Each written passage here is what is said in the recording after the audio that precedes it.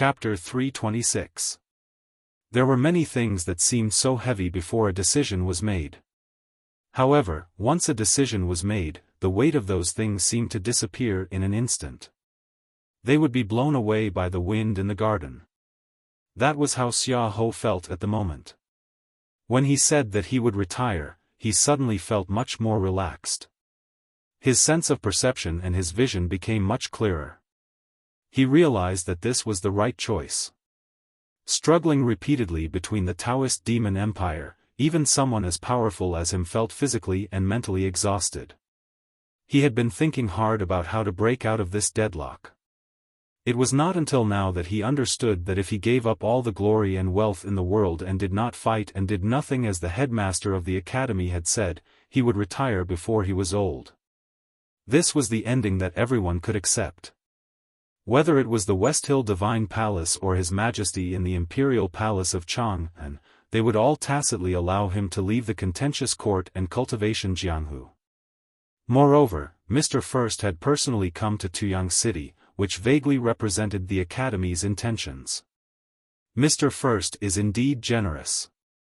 Xiaofan looked at eldest brother and said, I will resign from all my official positions when I return to the capital at the end of autumn. Eldest brother looked at him and shook his head. He said slowly, it's too late. Xiaofan squinted slightly and looked at his face. After a long silence, he said in a low voice, Mr. First, I am, after all, the great general of the empire. I have countless subordinates and I have to make arrangements for their funeral. Moreover, the war between the Central Plains and the Desolate Man will start in spring. I need to stay in Tuyang City to keep an eye on this war. Eldest brother stared into his eyes as if he wanted to hear the reason why he had to keep an eye on this war. Xiaofan's eyes drooped slightly. He gently stroked the teacup and said, after all, I was once a desolate man. Eldest brother got up and walked out of the garden. He suddenly stopped in front of the door and said, You are not allowed to go to West Hill. The study of the general's mansion was deep in the winter garden. There were all kinds of weapons on the wall shelves. There were rarely any brushes or books. A murderous intent reverberated in the room. The dim light outside the window shone in and was instantly suppressed. Gu Shi, the military counselor, stood beside the desk in silence. His hands and his sleeves clenched and loosened from time to time. After struggling for a long time, he said in a slightly hoarse voice, I'm not willing. Xiaofan looked at the letter on the desk, which was still wet with ink, and said indifferently, If I can't get the tomes of arcane, I'm just a mortal, and mortals have to resign to their fates. Retiring to the countryside is the best life I can see. I've sent a letter to Chang'an, and I'm willing to resign from my military post and retire. I believe that His Majesty will give me some face. I believe that Su Shi and the military ministry will fight for the military's funeral. If you're worried about the West Hill Divine Palace looking for you, you can retire with me. Gu Shi was touched, but it soon turned into sadness. He said with a self-deprecating smile, Back then, I was sent by the Divine Hall to monitor the general. Who knew that after so many years, I became a real master and servant? The general can retire, but I have to return to West Hill to report. I don't know if I'll have the chance to meet you again. Xiaofan looked at him and said, Don't worry too much. His Majesty and those civil and military officials in Chang'an will not make any trouble as long as I'm willing to hand over my military power. As for the Divine Hall, this is, after all, the Academy's proposal. I believe they won't have too much of a dispute with the Academy for a retired general. Gu Shi nodded. Xiaofan looked at the partition on the window and the dim light that shone through. He was silent for a long time. His thick brows gradually furrowed and he said slowly, Mr. First of the Academy is indeed a generous and benevolent person as I expected. But I don't know why Mr. 13 has such a strong murderous intent towards me. He wants me dead very much. As he said this, the killing intent in the study intensified. As a powerhouse at the peak state of martial arts, Xiaofan was extremely sensitive to qi dynamics. He could clearly perceive the true intention of eldest brother. Naturally, no matter how Ning Ke tried to hide it, he could also feel the murderous intent in his eyes. Moreover, at the winter courtyard banquet, Ning Ke did not hide his true intention at all. Gu Shi glanced out of the window and said in a low voice, "Last time I reported to the general, Lin Ling vaguely found something related to the death of Censor Zhang Yiqi on his last trip back to Chang'an. There are clues that point to Mr. 13. Lin Ling wanted to kill him on the grassland, which is probably related to this judgment." Gu Shi slightly lowered his eyes and said slowly, 14 years ago, the Xianwei general's treason case was not completely solved because His Majesty returned to the capital early and the West Hill Divine Palace suddenly stopped. I can confirm that some people are still alive, so I am wondering if Mr. 13 has something to do with that matter. Xiaofan was very clear about the investigation results of his Psyche Master Lin Ling in Chang'an. He was also very clear that apart from the treason case of the Xianwei general's mansion, there was only one incident that could link Censor Zhang Yiqi and several people who died mysteriously to himself, the massacre of a village in the Yan territory. After a moment of silence, he said, "These years, I have killed too many people in this world, and there are even more people who want to kill me for revenge. Whether Mr. 13 really has a feud with me or not is not a very important thing. His Majesty and the Divine Hall are happy to see me retire peacefully. Especially since the Academy has already expressed its stance, no one in this world would dare to kill me. No one will allow such a variable to exist." Gu Shi thought of the sharp gaze he felt on his back when he welcomed Ning Ke into the garden. After a long period of silence, he said in a low voice, "That Mr. 13 is strange. We should at least check it out." Xiaofan looked at him mockingly and asked, "If we find out that he is that person, what can we do?" Gu Shi said, "Even if the imperial court does not care about this matter, there will always be a way to solve it." Xiaofan said indifferently, "Lin Ling tried to kill him on the grassland. Although I did not know it beforehand, this time it is my fault. I tried to kill him for the tomes of arcane by the Hulun Sea. This is the second time. Do you really think that the Academy will give me a third chance to kill the core disciple of the headmaster of the Academy?" After a moment of silence, Gu Shi said, "Maybe there will be countless times. The Imperial Court and the Academy can't always count it on the general. That is very unreasonable." Xiaofan looked at him silently and did not speak. Ning Ke stood by the window and looked at the snow trees in the garden. He thought about how such a beautiful garden could be built in such a remote frontier fortress like Tiang City. He really did not know how much of the military funds allocated by the Imperial Court to the northeast border military had been embezzled by Xiaofan. He also did not know whether the gold and silver that the West Hill Divine Palace gave him had also been turned into the rockery in the garden. When he thought about these things, his expression was very calm. But in fact, his mind was still stuck on the conversation in the winter courtyard. The shock brought by those secrets could not be eliminated in a short time. Xiaofan, the remnant of the Devil's Doctrine, became a powerful general in the Tang Empire and a visiting professor of the West Hill Divine Palace. He was willing to be a dog of the Divine Hall and kill innocent people in Chang'an City and the Yan territory. All of this was to hide the identity of his sister. He did not want anyone to know that the Empress of the Tang Empire was also a member of the Devil's Doctrine. Ning Ke put his hands on the slightly cold windowsill and turned back to look at eldest brother in the room. He thought about how it was this ordinary-looking scholar who did not have a strong aura in the winter courtyard. But with just a simple sentence, he made the most powerful General Xiaofan of the Tang Empire willing to give up his power and retire in glory. He could not help but feel emotional. The sibling relationship between Xiaofan and the Empress shocked him. But what he saw and heard today, he could feel the power of the Academy in eldest brother, which shocked him even more. He could not help but ask, "Eldest brother, how strong are you?" Eldest brother was holding the scroll and reading. When he heard Ning Kei's question, he slowly closed the scroll and looked up at him by the window.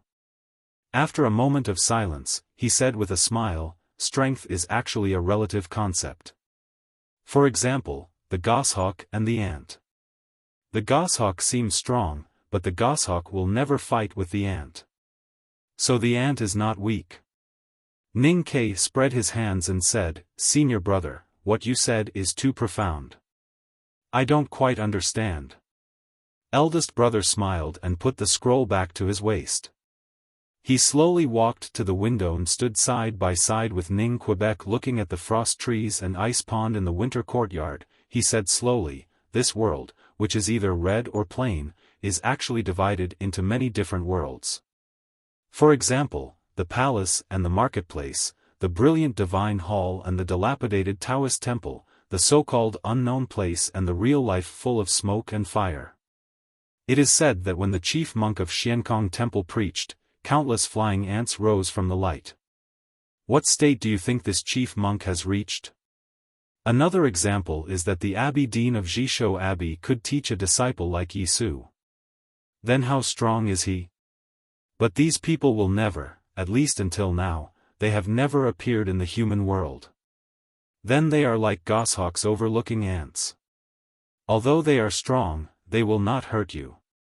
Ning Kei asked curiously, "What is Jishou Abbey?" Eldest brother answered seriously, "Jishou Abbey is a Taoist temple." Ning Kei waited for the follow-up seriously, but there was no follow-up.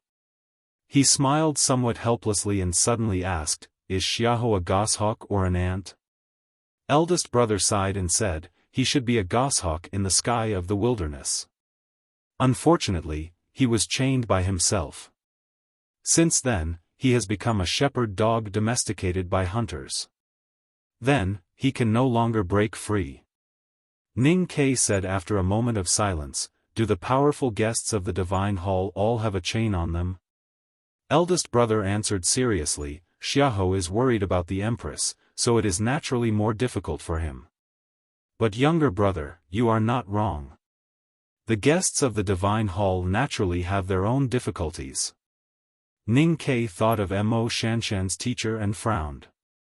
He said, "Is it the same for Liu Bai and the master of calligraphy?" Eldest brother said emotionally, "The sage of sword Liu Bai is known as the strongest in the world.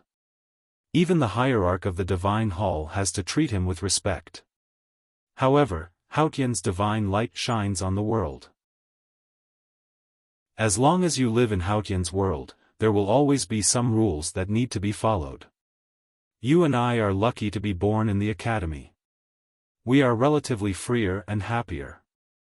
It was a very simple sentence, but it slightly moved Ning Kei's heart. The words like rules and freedom in the sentence made him vaguely feel something. Especially the last sentence about being born in the academy, it was relatively freer and happier. It made him have many thoughts. There is one more chapter. It will probably be later. I will go out and have a bowl of porridge now. Recently, I have been busy writing and that personal matter. I am a little angry and feel uncomfortable.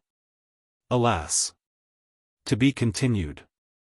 If you like this work, please come to Chidian.com to vote for me. Your support is my biggest motivation. Chapter 327. Even the strongest man in the world has to follow the rules. Ning Kei's eyes lit up. He rubbed his hands and asked excitedly, "Eldest brother, who is stronger, you or Liu Bai, the sage of sword?" Eldest brother looked at him in confusion and said, "Liu Bai, the sage of sword is the strongest man in the world. Of course he is stronger than me." Ning Kei was stunned and said, "What kind of answer is that? Fighting isn't just a matter of words."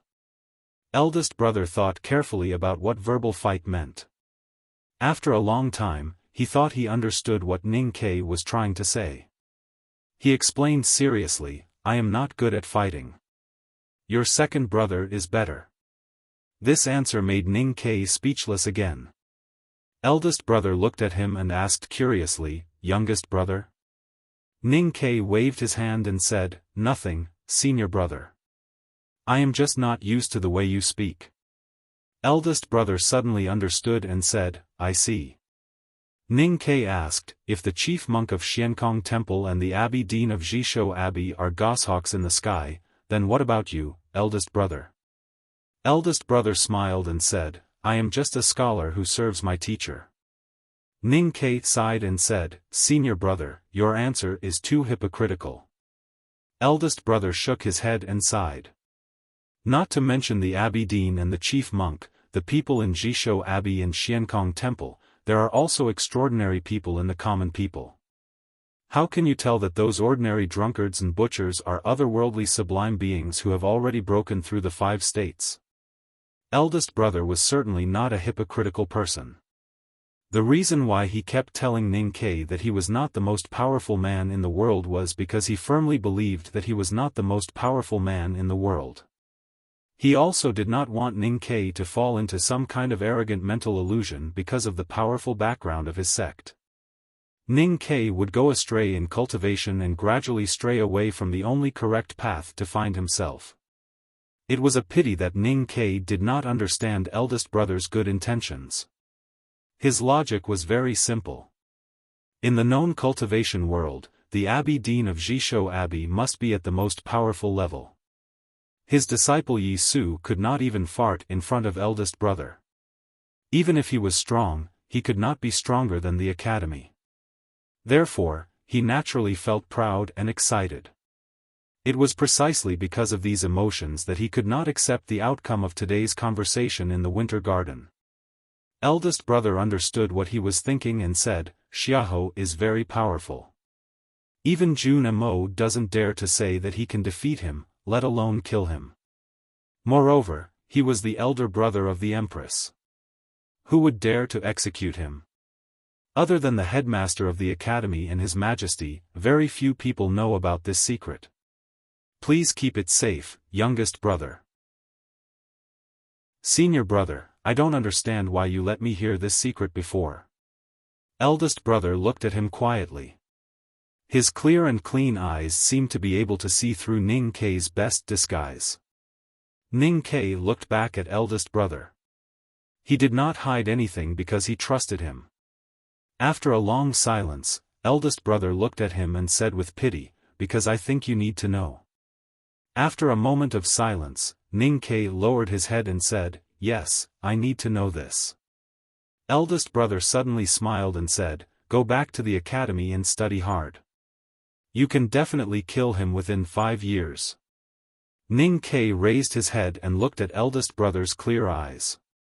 His heart skipped a beat and he felt that eldest brother seemed to know everything, including his biggest secret. However, what could he do even if he knew? In the past years, he had been homeless and struggling between life and death. That was why he looked careless and naughty, but he was actually sharp, indifferent and wary of everyone.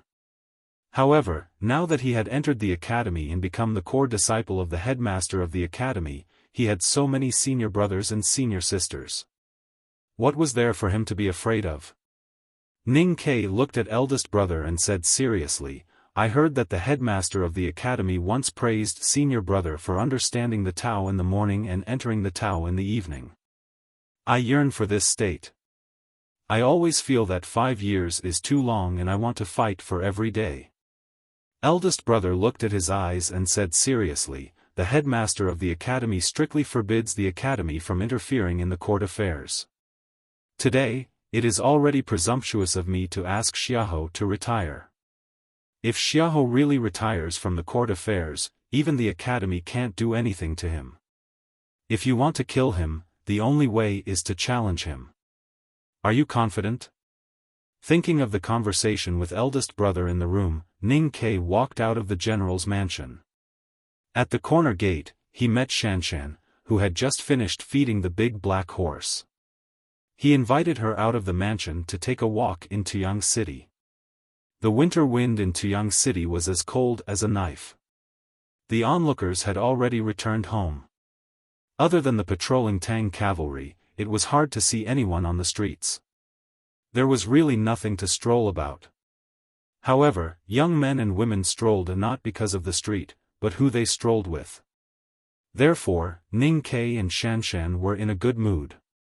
Walking through the half-closed door of the grain store, Ning Ke pointed at the city wall and told Shanshan that there was a problem with the arrow tower when it was being repaired, so it looked a little weird. However, it was said that it was very useful. Then, he took her to an inconspicuous shop in a secluded alley and had a meal of boiled meat. He proudly said that this was the only delicacy in Tuyang City. Along the way, Mo Shanshan watched the winter scenery, ate fresh meat, and drank hard liquor. She didn't say much, only quietly listening to him, walking with him, and then looking at him seriously. Her eyes were unfocused but no longer indifferent, and occasionally flashed across them.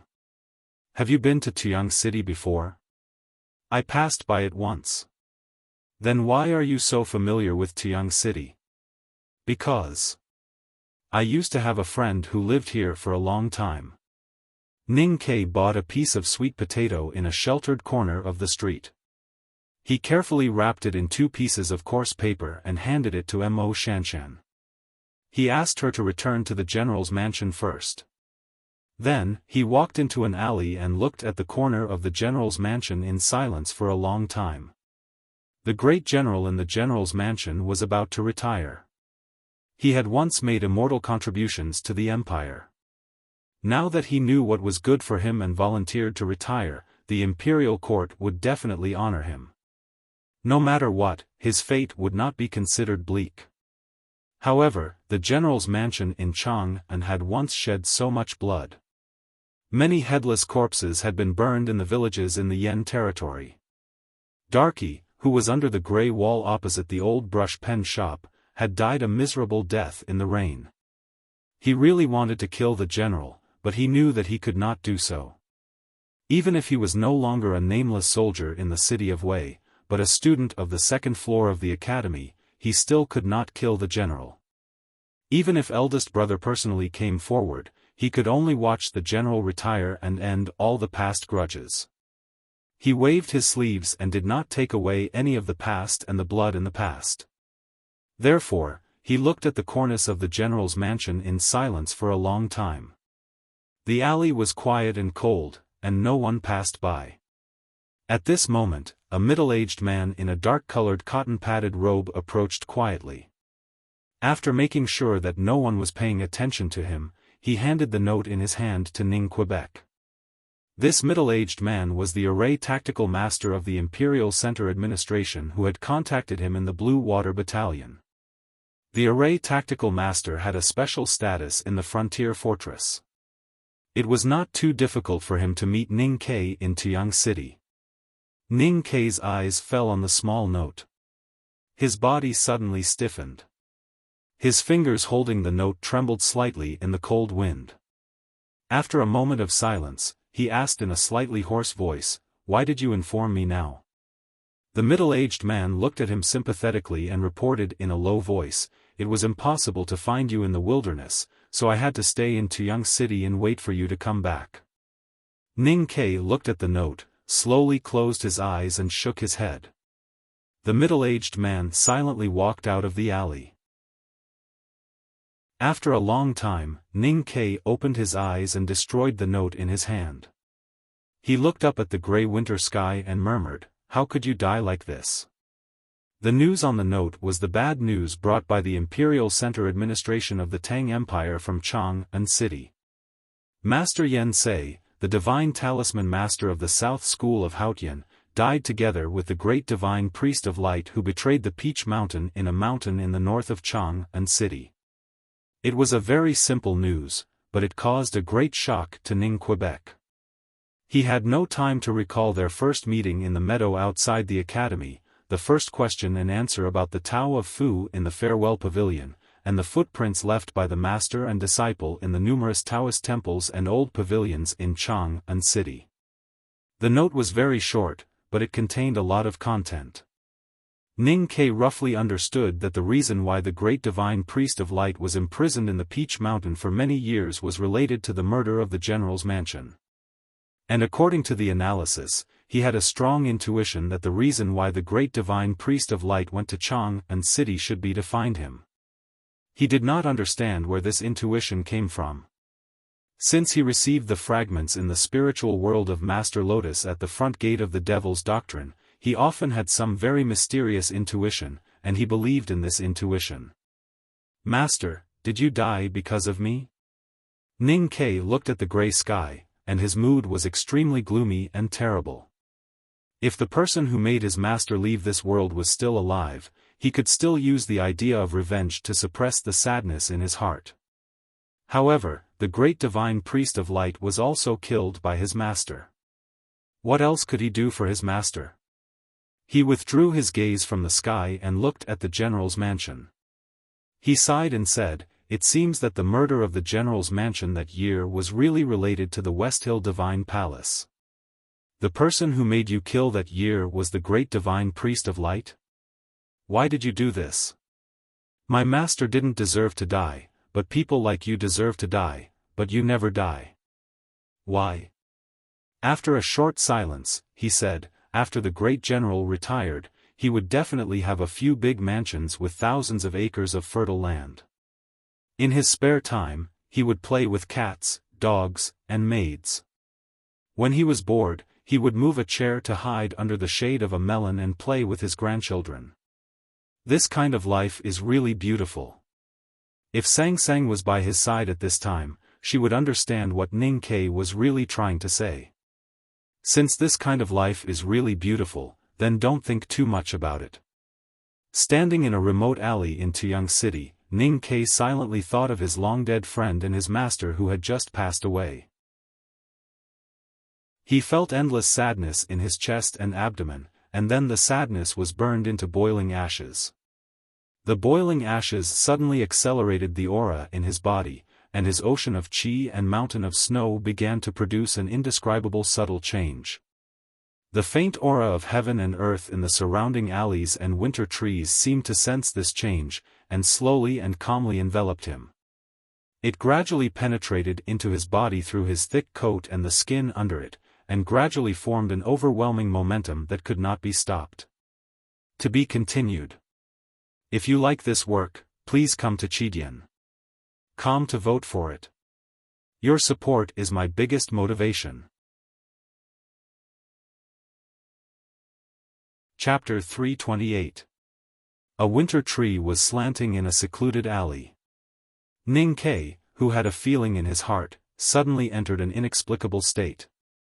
He stood silently in the shadow of the winter tree, closed his eyes, and did not move for a long time.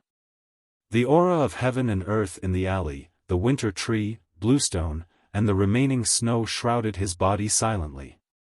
The passage in his body that ran through the ocean of qi and mountain of snow became more and more magnificent, and the invisible but substantial Great Spirit slowly flowed in it. When the Great Spirit dispersed to every part of his body, the aura in the passage became relatively thin, and then it was gradually filled up by the vitality that poured into his body from heaven and earth. This process was like constantly eating delicious food, but he did not have to worry about bloating. It was a wonderful feeling. When the Great Spirit in the passageway flowed through the smallest part of his body, the feeling became more and more wonderful. It was like spring water washing his spirit and body, moistening every muscle and every bone, bringing him a sense of warmth, satiety, and freshness. The changes in his body caused some changes on the outside.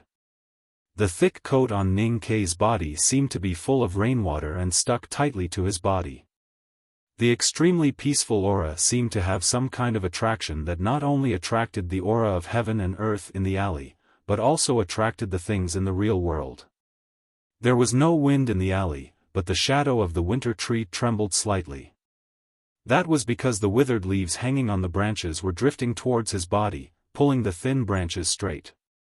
There wasn't much dust on the stone slabs in the alley, but at this moment, it floated up and gradually gathered at his feet. After an unknown period of time, Ning Ke slowly opened his eyes. A bright light flashed in his eyes, but it quickly disappeared and returned to normal. The shadow of the tree under his feet no longer trembled, and the branches of the winter tree, which were as taut as bowstrings, slowly retracted. Only the dust around his shoes was still accumulating, as if his feet were deep in the thick dust. Ning Ke looked at the dust around his feet in silence. He knew that his state of cultivation and strength had been improved a moment ago. However, this improvement was not due to the original cultivation method, but the Great Spirit in his body had become more condensed and stronger.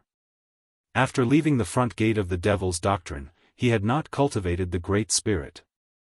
Although it was a legacy left to him by youngest uncle, he subconsciously did not want to think about it due to his fear of Haotian's radiance.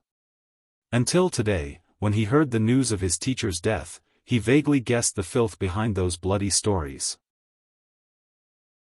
Looking at the cornice of the general's mansion and thinking about Xiaoho's happy life after he retired, he felt a lot of bitterness and unwillingness in his heart. He felt a lot of dissatisfaction towards this world.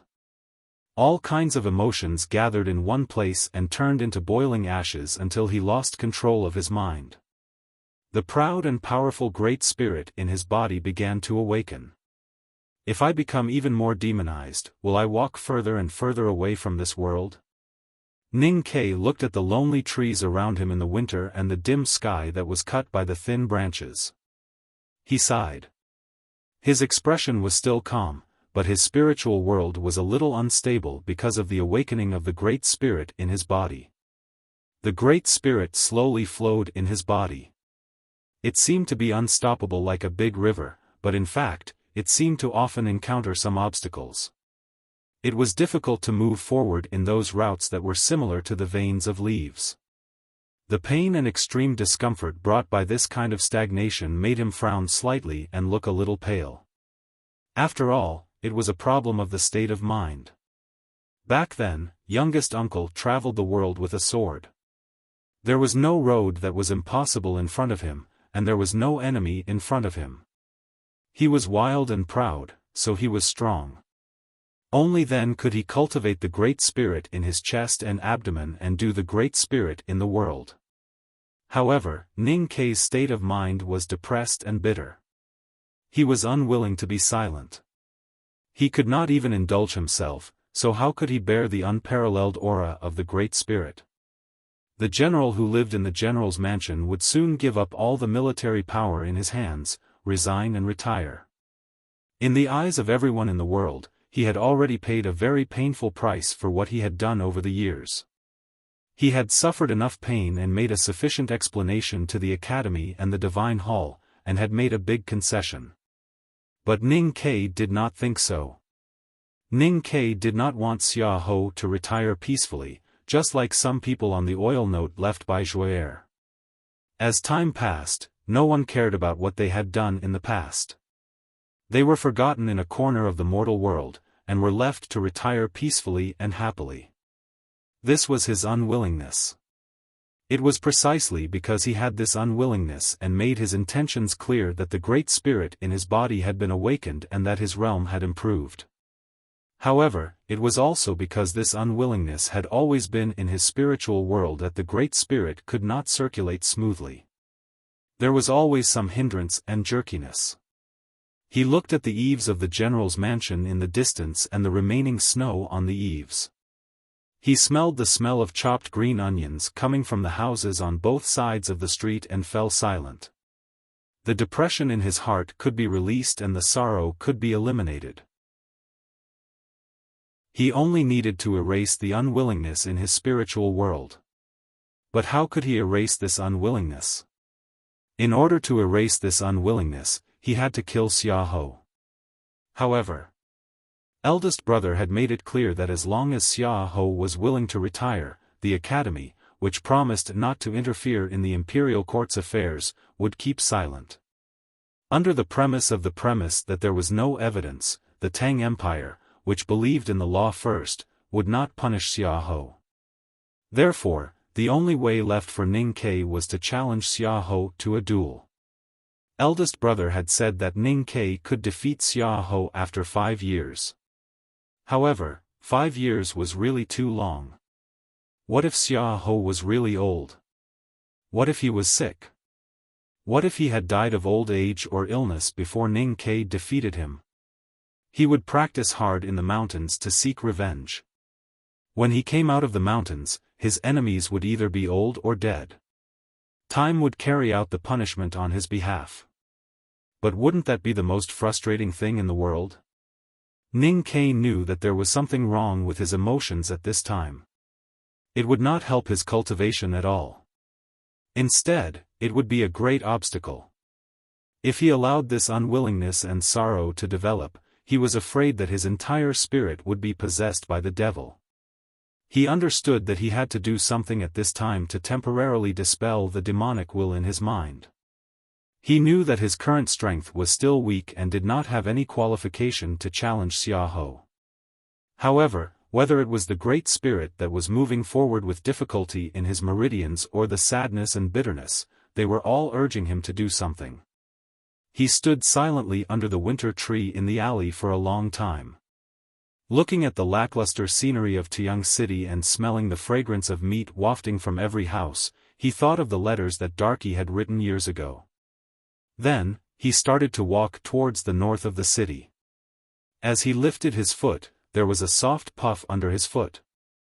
The thick dust that had accumulated around his shoes dispersed and floated into the air. Then, it landed quietly on the wall under the tree. The accumulated dust dispersed, revealing a clean bluestone slab. There were 2 footprints about 2 fingers deep on the bluestone slab. The edges were neat and smooth, as if they had been carved by a knife. Ning Ke walked in the cold wind of Tiang City. He could clearly feel that his strength had obviously changed from before. His senses were also much sharper than before. The rhythm of his body when he walked was very clear. The strength of the earth that was reflected by the soles of his shoes was like a drum beat. The skin on the back of his hands that was exposed outside his sleeves could even feel the slightest trace of the flow of the wind. The transformation of his body by the Great Spirit had produced results in a very short period of time. This indescribably powerful feeling made him have a strong desire to prove his strength. At the same time, the thoughts and unwillingness that he had under the tree shadow had also become some kind of irresistible impulse. The strong impulse to destroy everything clashed with the sense of responsibility of a disciple of the back of the mountain of the academy. This made him unable to decide whether he should do it or not. It was not until he walked to the front of the mansion in the north of the city that the clear and steady rhythm of his footsteps finally made him calm down and understand what he should do. In the depths of the winter garden of the general's mansion, Mo Shanshan looked at eldest brother behind the desk and said softly, "There is something wrong with Ning Ke's mood today." Eldest brother put down the scroll in his hand and looked at the girl with a gentle smile. He comforted her and said, "What are you worried about?" Mo Shanshan said after a moment of silence, "I feel that he seems to want to do something." Eldest brother said, "Do what he wants to do." Mo Shanshan looked at eldest brother and asked, "Senior brother, aren't you worried about something?" Eldest brother said with emotion, "Most of the disciples of the back of the mountain of the academy over these years are idiots like me who only know how to cultivate or specialize in one thing. Only youngest brother has struggled in the world since he was a child. So in some aspects, he is the strongest person in the academy. He has his own judgment about things like danger, and I believe in his judgment." Mo Shanshan looked into his eyes and said seriously, "Even if this matter will bring trouble to the academy?"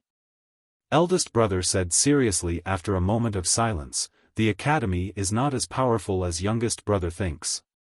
But I think youngest brother always has his reasons for doing things. And I also believe in his judgment about things like opportunities." In the side alley of the mansion in the north of Tiang City, Ning Ke looked at the tall gray wall of the mansion and decided to go in and have a look no matter what. As eldest brother said, he was a person who was very alert to danger. He also had a very clear judgment about things like opportunities and would rarely miss them. Killing someone in Tiang City was equivalent to killing someone in front of Xiaofan. It sounded a little strange. But today was his best chance. Because Xiaofan had decided to retire today, so he became old. An old lion would always be negligent in patrolling his own territory. His anger after this would be easier to resolve. Ning Ke walked under the gray wall of the mansion. He bent his knees slightly. The powerful Great Spirit in his body instantly poured into his legs. A muffled sound was heard between his shoes and the ground, and invisible airflow splashed out. He was like a big bird, easily leaping up 2 feet and flipping over the high wall of the mansion.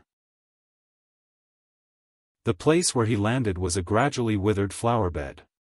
In front of the flower bed was a courtyard. There was a pine chair in the courtyard, and a person was sitting on it.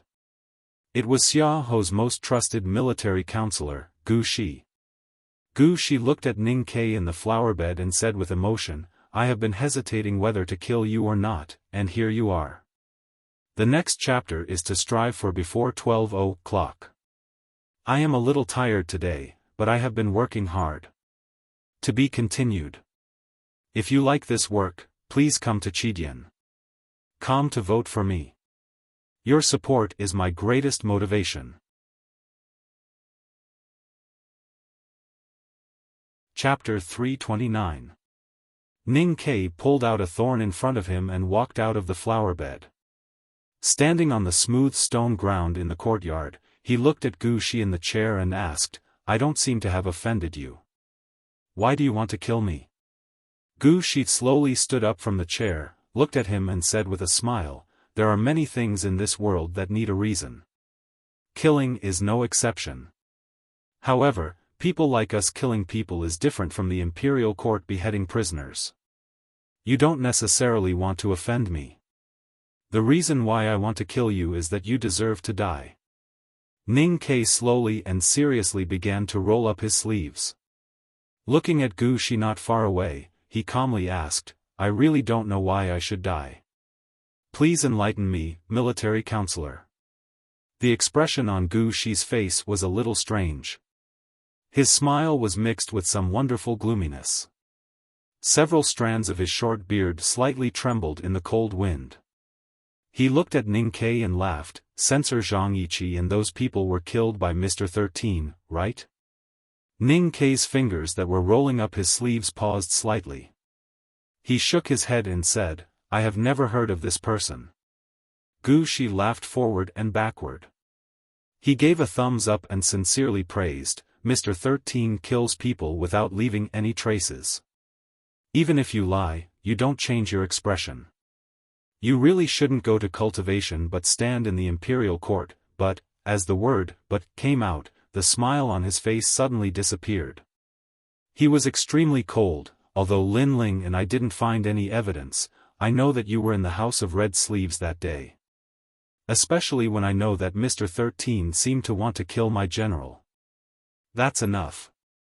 You already have a reason to die. Killing a person not only needs a reason, but also needs benefits." Ning Ke began to roll up the sleeve on his right arm. He lowered his head and said, "I can't think of any benefits. As General Xiaoho's most trusted subordinate, killing me, a core disciple of the headmaster of academy in Tuyang City, can bring you or General Xiaoho any benefits."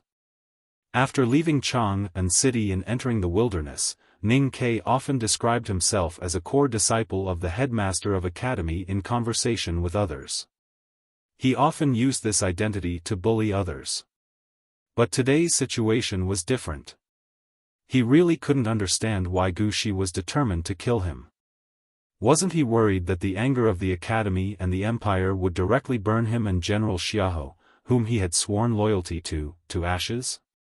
Gu Shi gently stroked his beard and said slowly, "Killing a student of the second floor of the academy is naturally a great risk, but it will also bring you great benefits. The biggest benefit is that you will no longer threaten the general."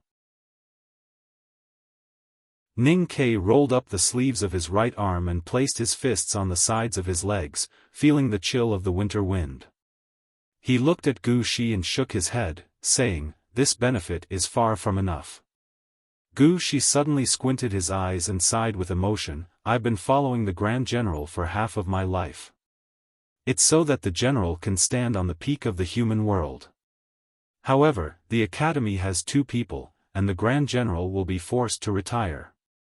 Then won't I also have to retire? Do you think I can bear this? He looked at Ning Kei's face, his eyes cold and filled with a hint of inexplicable madness.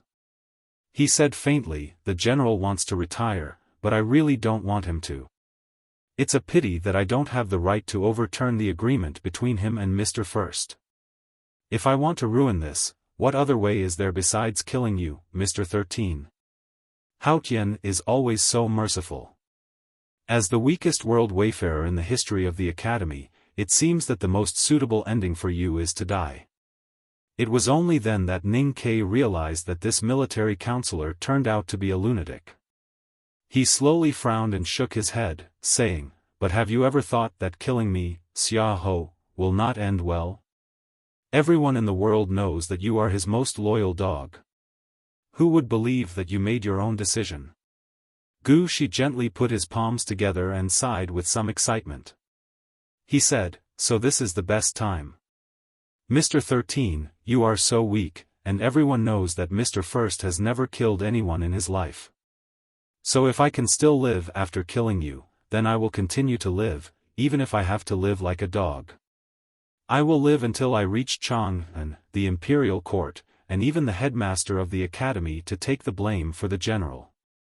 Hearing that eldest brother had never killed anyone in his life, Ning Kei was slightly startled. Then he immediately thought of his eldest brother's usual gentle demeanor and thought that it was probably true. When he heard the latter half of Gu Shi's words, he could not help but laugh slightly and said, "Although I don't want to boast, it is really wishful thinking for you to take the blame for killing me based on your identity." Gu Shi shook his head and said with emotion, "As long as I am alive, I will tell the world that I killed Mr. 13 of the academy and it has nothing to do with the general. I even have a way to make the world believe that I am from the West Hill Divine Palace. The reason why I want to kill you is to frame General Xiao, so that the academy and the imperial military will break off." Ning Kei looked at the satisfied expression on his face and shook his head. He said, "It seems that you are indeed crazy. Although this plan sounds plausible, who would believe that you are from the West Hill Divine Palace?" A strange smile appeared on Gu Shi's face again and he said, "People like Mr. 13 probably won't believe it, but His Majesty the Emperor will believe it, Her Majesty the Empress will believe it, and the most important thing is that the headmaster of academy will believe it." Speaking of this, Gu Shi, the military counselor who was used to taking care of everything for the general at night, looked up at the grey winter sky. A clear smile appeared on his face and he said with emotion, "Because I am really from the West Hill Divine Palace." Ning Kei did not know what to say. He had struggled to survive between life and death since he was a child. He thought that he had seen through the darkness and complexity of the world. However, at this time, when he heard Gu Shi confess his original true identity and now burst out of madness for Xiao, he realized that he still did not understand the complexity of the world enough. He tightened the belt around his waist to make sure that it would not have the slightest impact on the later battle. Then he looked up at Gu Shi and asked, "But how can you be sure that you can kill me?" Gu Shi looked at him with a playful look and said, "Because you are the weakest person on the second floor of the academy." Ning Kei sighed helplessly and thought that this title would probably be with him for many years. He asked, "But my eldest brother is now in Tuyang City." Gu Shi replied, "Since you appeared in my mansion, Mr. First naturally thought that you came to kill me. How could he care about it?" Ning Kei said, "By the same logic, does it mean that General Xiao will not care about this matter?" Gu Shi smiled and said, "That's right. So today is the best opportunity to kill you. In fact, I have been hesitating about whether to kill you or not. It just so happens that you are here, so I have to kill you." Ning Kei said, "For me, this is also the best opportunity to kill you. In fact, I have been hesitating about whether to enter the mansion to kill you. But since you happen to want to kill me, then I have to kill you." Gu Shi looked at him with great interest and asked, "Now you know why I want to kill you, but I still can't be sure why you must kill me. Can you enlighten me, Mr. 13? Ning Ke looked at his face and thought of the oiled note. The guy who wrote the oiled note had long been dead, and the oiled note had been destroyed by him. But he remembered the names on the oiled note clearly. Among them, Gu Shi was in the very first position. Many years ago, the military counselor Gu Shi had been the most loyal and insidious dog of General Xiahou. According to the information found by Darky in some files of the Imperial Center Administration that Ning Ke had secretly seen through his master, it was clear that this military counselor was the liaison between Xiahou and the West Hill Divine Palace. It was this military counselor Gu Shi who had made the plan for Xiahou to destroy the entire Xianwei general's mansion for treason. And it was also this military counselor who had come up with the idea for Xiahou to slaughter the villages in the Yan territory. With these reasons, it was enough for Ning Ke to kill him thousands of times. But at this time, in the face of Gu Shi's question, he did not make any explanation. His sleeves had been rolled up to his elbows, and his forearms were bare in the cold wind. His steady right hand reached behind his back to hold the hilt, and then he pulled out a slender padao. The blade shone with frosty light in the cold wind. Ning Ke stepped across the courtyard at a steady pace and walked to Gu Shi in front of the pine chair. Gu Shi slowly narrowed his eyes, and his hands behind his back in the sleeves trembled slightly. Obviously, it was not because of fear, but no one knew what these fingers were doing. The bright blade cut through the quiet courtyard, cut the cold wind blowing outside the wall, and cut between Gu Shi's squinted eyes. Gu Shi's eyes narrowed even more, and his eyes suddenly fell on Ning Ke's left hand like lightning. Ning Ke's left hand was holding a brocade bag. There was a strong talisman intent in the brocade bag. It was the divine talisman left by Master Yen Sei. In order to fight against Yi Hongyu in front of the front gate of the Devil's Doctrine, he used one. Today, in the face of Xiahou's powerful military counselor Gu Shi, he did not hesitate to use the second one. However, the divine talisman in the brocade bag could not be activated. Gu Shi's eyes narrowed into two slits, and there was a threatening light in his eyes. Numerous talisman intents with different auras gushed out from his sleeves, instantly stirring the qi of heaven and earth in the courtyard. Numerous extremely fine primordial qi tore the turbulence and lay between the two of them. General Xiahou's military counselor Gu Shi, who was famous for his insidious stratagems, turned out to be a rare and powerful talisman master in the world. Those milky white space turbulence were like black holes on the ground, and the qi of heaven and earth was like running water, flowing away very quickly. The connection between Ning Ke's psyche power and the brocade bag was disrupted and could not be maintained for a moment. The bright and slender padao in his hand seemed to be stuck in a swamp in the seemingly transparent space, and it was difficult to move. Although it was not far from Gu Shi's face, it seemed that it could never get close to him.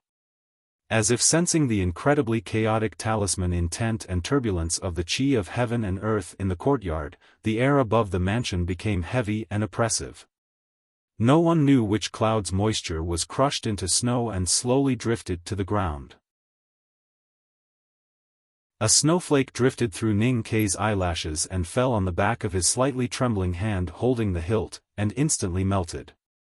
The situation was extremely tense, and Ning Ke was in an extremely dangerous situation.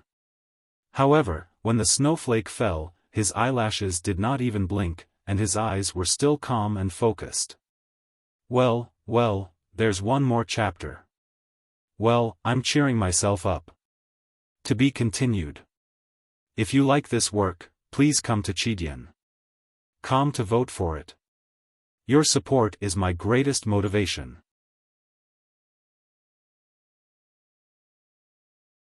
Chapter 330. Gu Shi had been waiting quietly for a long time. His hands behind his back sleeves had cast numerous talismans in an instant. The most amazing thing was that the casting sequence of these talismans seemed to be carefully calculated. The conflicting talisman meanings did not cause absolute chaos or even self-annihilation. Instead, they overlapped until they finally broke out, tearing the chi of heaven and earth in the quiet winter courtyard into a terrible turbulent ocean. The turbulent chi of heaven and earth formed by countless talismans was like a violent ocean, shrouding the entire courtyard. Talisman meanings were used to cut off the connection between the cultivator's psyche power and the talisman paper or natal item. This kind of talisman casting technique was extremely marvelous. It could be imagined how long Gu Shi had been immersed in talisman Taoism and how powerful he was. Fortunately, the turbulent chi of heaven and earth rotated rapidly, and its speed was not fast on a large scale, so it could not hurt Ning Kei's body immediately. However, Gu Shi had successfully prevented Ning Kei from casting talismans. From this point of view, from the beginning, he had guessed that Ning Kei's real killing move was not the padao, but the brocade pouch. The talisman in the brocade pouch could only be cast by psyche power. Ning Kei seemed to have no choice but to be captured. However, his expression did not change. He turned his wrist, and the padao, which seemed to have fallen into a swamp, began to buzz. The fine talisman lines on the surface of the padao began to shine. The divine talisman left by his master was separated by the brocade pouch, so he could not communicate with it through psyche power. However, he had been holding the padao tightly in his hand, so he could naturally communicate with it through skin contact. In an instant, the talisman lines carefully made by the Academy's senior brothers began to show their real power. The blade cut through the turbulence with a swish and chopped toward Gu Shi's face. Ning Kei, who was waving the padao, had no expression on his face. There was no expression on Gu Shi's face either. He looked at the padao coming toward him, as if he could not feel the cold aura carried by the blade. His right hand, which was behind his back sleeves, appeared between the two of them. The seemingly ordinary finger, like the snowflakes falling in the courtyard at this time, gently fell on the surface of the padao. The padao's talisman had just been formed, and it had just cut through the mud-like turbulent ocean, so its speed was slow. That was why the finger could so easily fall on the surface of the padao. But what could a finger do to this soul-devouring cold padao? His finger stroked across the surface of the padao. As his finger moved, the complicated seal lines on the surface of the padao suddenly dimmed. Those powerful seal essences then disappeared without a trace. There was actually an extremely small seal paper under his finger, and that seal paper was continuously releasing powerful seal essences as his finger moved. That finger finally came to the hilt of the knife. The formation lines on the slender and long knife lost their original bright luster, turning into an extremely ordinary iron. It no longer had the power to push forward. This battle was very strange. Ning Kei's state and strength could not be fully displayed at all before he was defeated by his opponent. Whether it was the brocade pouch in his left hand or the padao in his right hand, it seemed that his opponent knew all his fighting techniques and had prepared them in advance, so that he could not use them at all and could only wait for death in silence. Gu Shi's eyes narrowed into two slits. He quietly looked at Ning Kei's face close at hand and said, "You're dead." Ning Kei felt that the padao was as heavy as a hill, but he did not speak. Gu Shi looked at him and calmly said, "That spring at the entrance of Northern Mountain Road, you killed 3 of my subordinates, so I knew you had 3 padaos. I prepared a lot of talismans and means for it, so even if you had more padaos, it would be meaningless. In addition, I was very clear that you were the successor of Master Yen Sei. Although I did not know whether the master would give you a few divine talismans, I naturally had to make some preparations. I even sent someone to investigate which Taoist temples, Buddhist temples, and pavilions Master Yen Sei had taken you to when he took you to study, in order to evaluate your state of talisman Taoism. Believe me, although you had not yet displayed those poor little fireballs, I had also carefully prepared for it." Ning Kei silently looked at him. "Your psyche power is strong, but your ocean of qi and snow has only opened 10 apertures.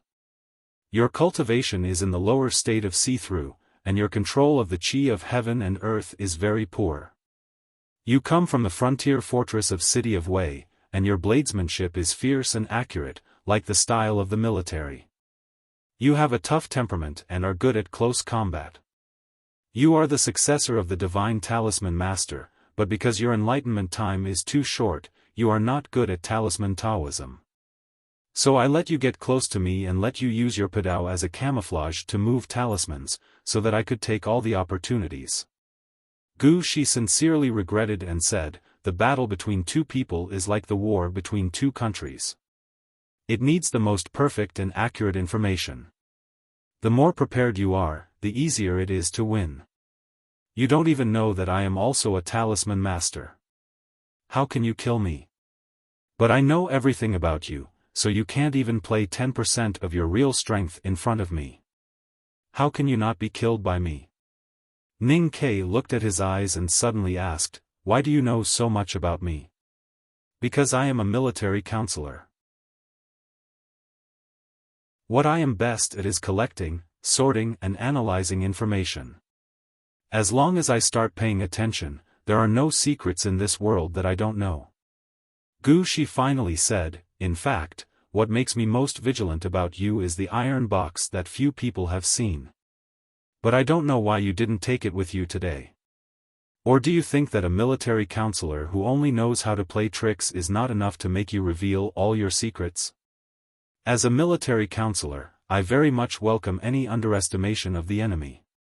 In a corner of the winter garden of the general's mansion. After a moment of silence, Xiaofan slowly said, after the 15th, you should return to the capital city immediately. Don't delay. Ask your mother to go back to her hometown and clean up the old yard. Take out the pickles in the cellar and dry them to reduce the bitter taste. It will taste good to cook white meat in the next winter. But you can't leave the capital city. Stay in the mansion and don't contact those princes and ministers. Don't even go to the prince's mansion. Two young generals were kneeling in front of the desk. They were his two sons, one called Xiahou Jin and the other Xiahou Duan. Under the strict upbringing of their families, the two of them were as obedient as their names, completely lacking the slightest domineering and arrogant attitude.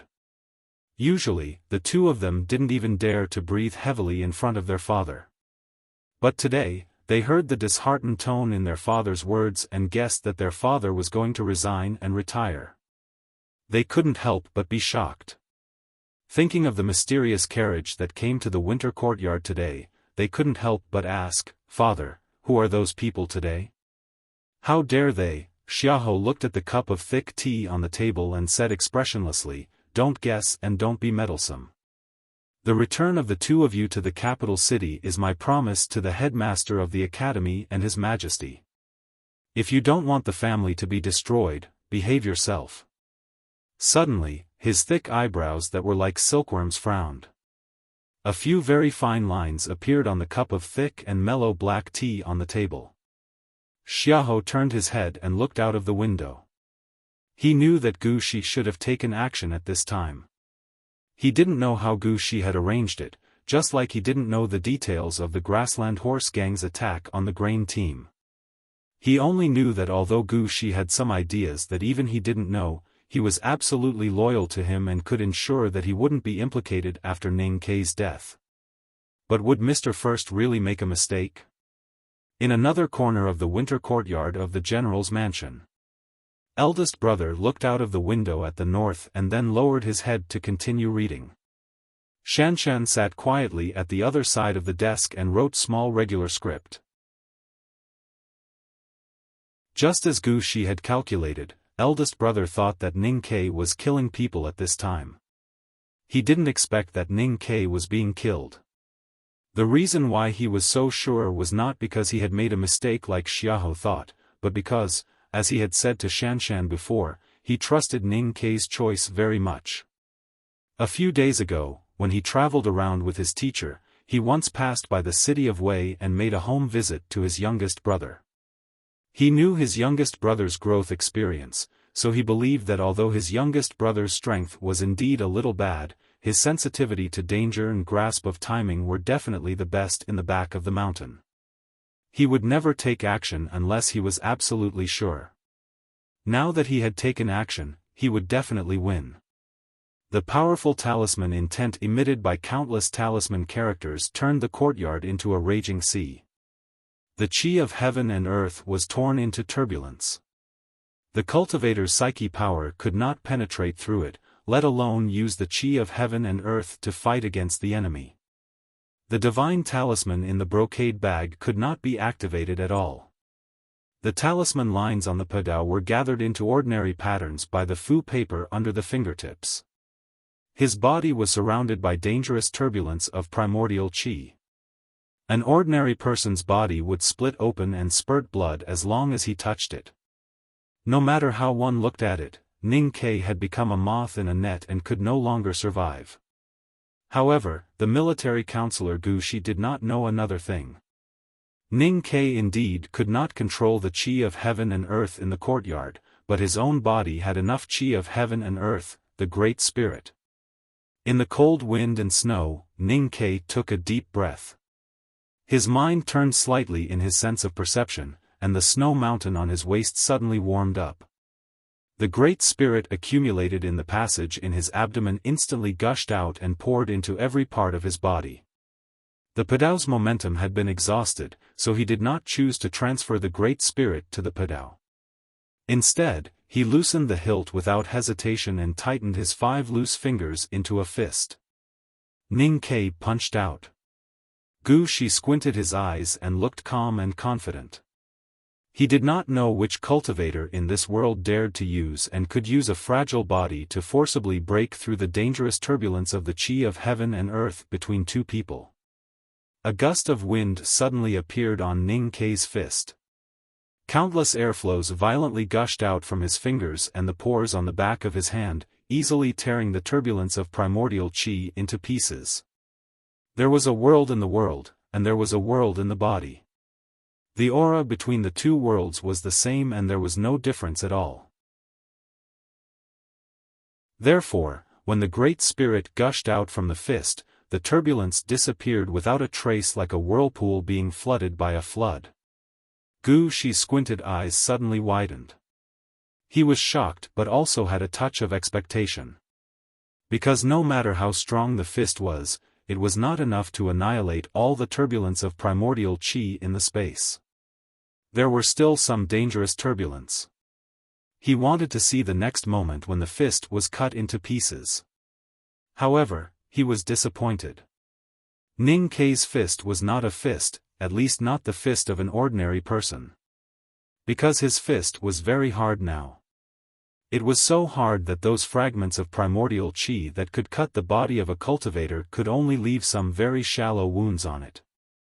Gu Shi stared at the fist that was getting closer and closer and found that he could not make any response at all, because the speed of the fist was faster than his reaction speed. He only had time to show panic in his eyes. Because at least he had time to figure something out. In this world, there was a kind of cultivator who could fight without the chi of heaven and earth. In this world, there was a kind of cultivator whose body could be strong enough to ignore the turbulence of primordial chi. Ning Ke's fist fell on Gu Shi's face. Gu Shi's head burst in an instant. A headless body fell into the thin snow. The talisman intent in the courtyard gradually faded, and the fine turbulence of primordial chi disappeared at the same time. A piece of fu paper fell on Gu Shi's body. Ning Ke silently looked at the gradually burning flame. Information is very important in a battle, but you can't rely too much on it. Because people living in this world have their own secrets, which are often hidden in the deepest part of their hearts, and no one has ever known. My biggest secret is not the iron box, but something else. To be continued. If you like this work, please come to Chidian.com to vote for me. Your support is my greatest motivation.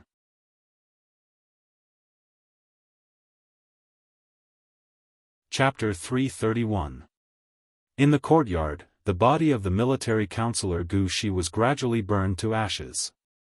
The residual snow on the flagstone gradually melted and turned into a strange human-shaped island. What made these scenes happen were the small fireballs that the deceased had contemptuously mentioned. Ning Ke stood aside and watched silently. He didn't know that eldest brother would be satisfied with his performance in the winter garden of the general's mansion. He was only satisfied with his previous performance. He didn't expect that the military counselor Gu Shi was such a powerful talisman master. Gu Shi had used at least 30 talismans to tear the chi of heaven and earth into numerous small turbulent cracks. Moreover, he could make these talismans not conflict with each other. His means were really shocking.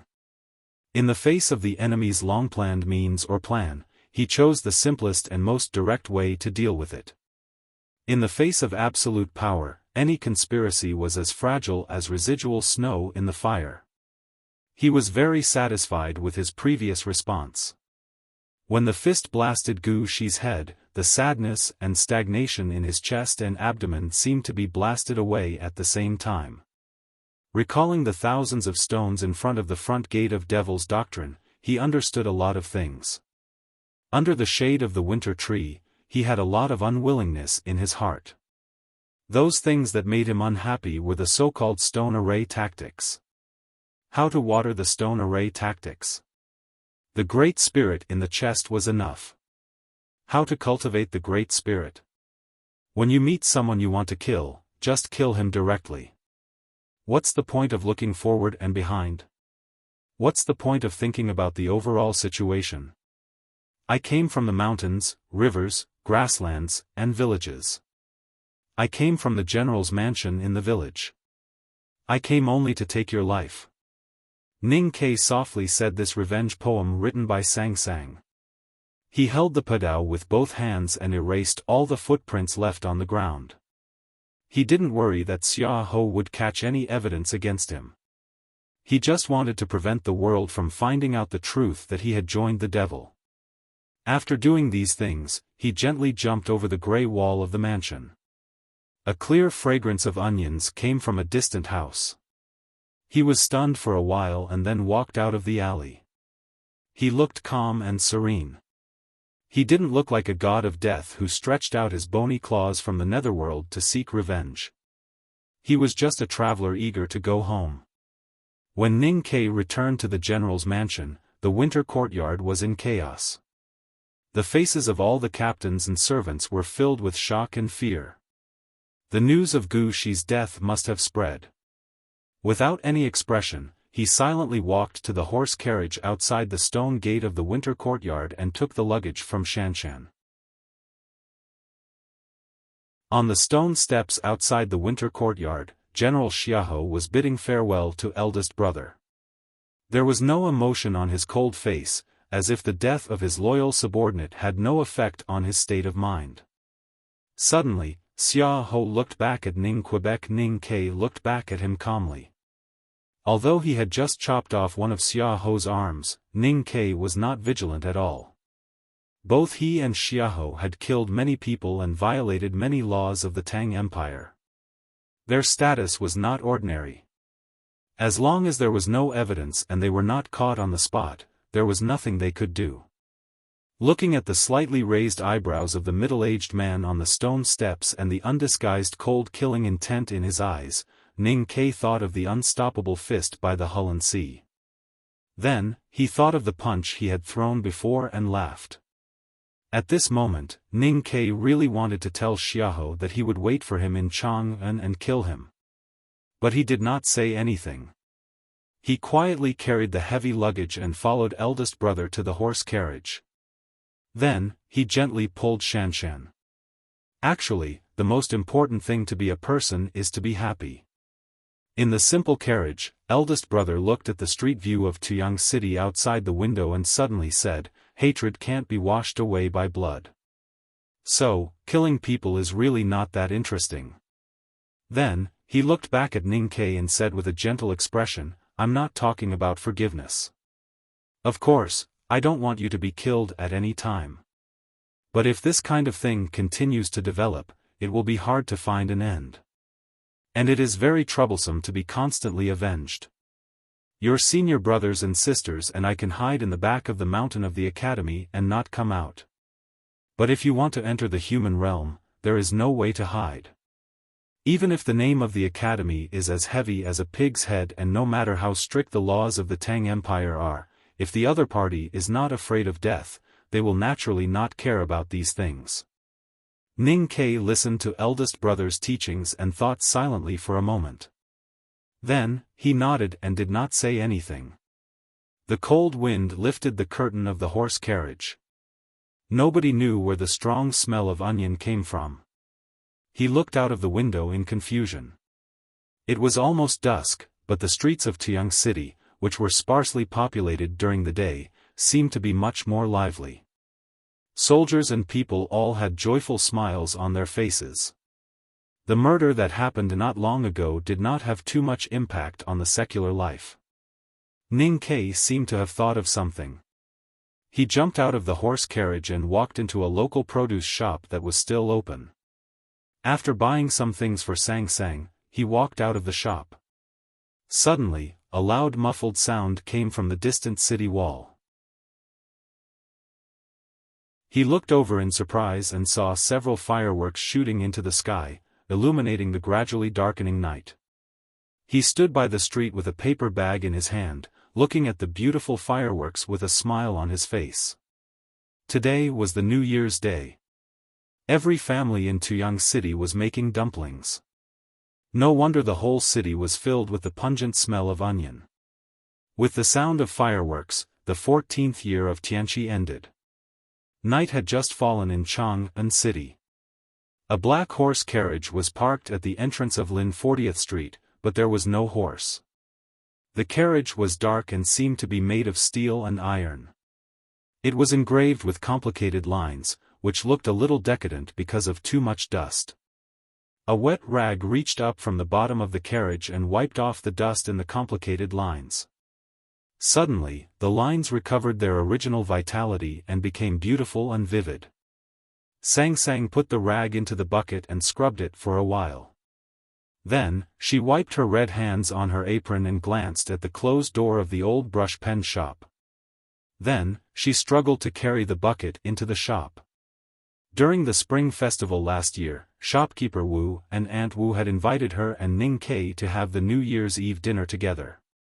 Aunt Wu looked a little hesitant when she invited her for lunch this afternoon, probably because of the disturbance a few days ago. It seemed that she did not want her to agree.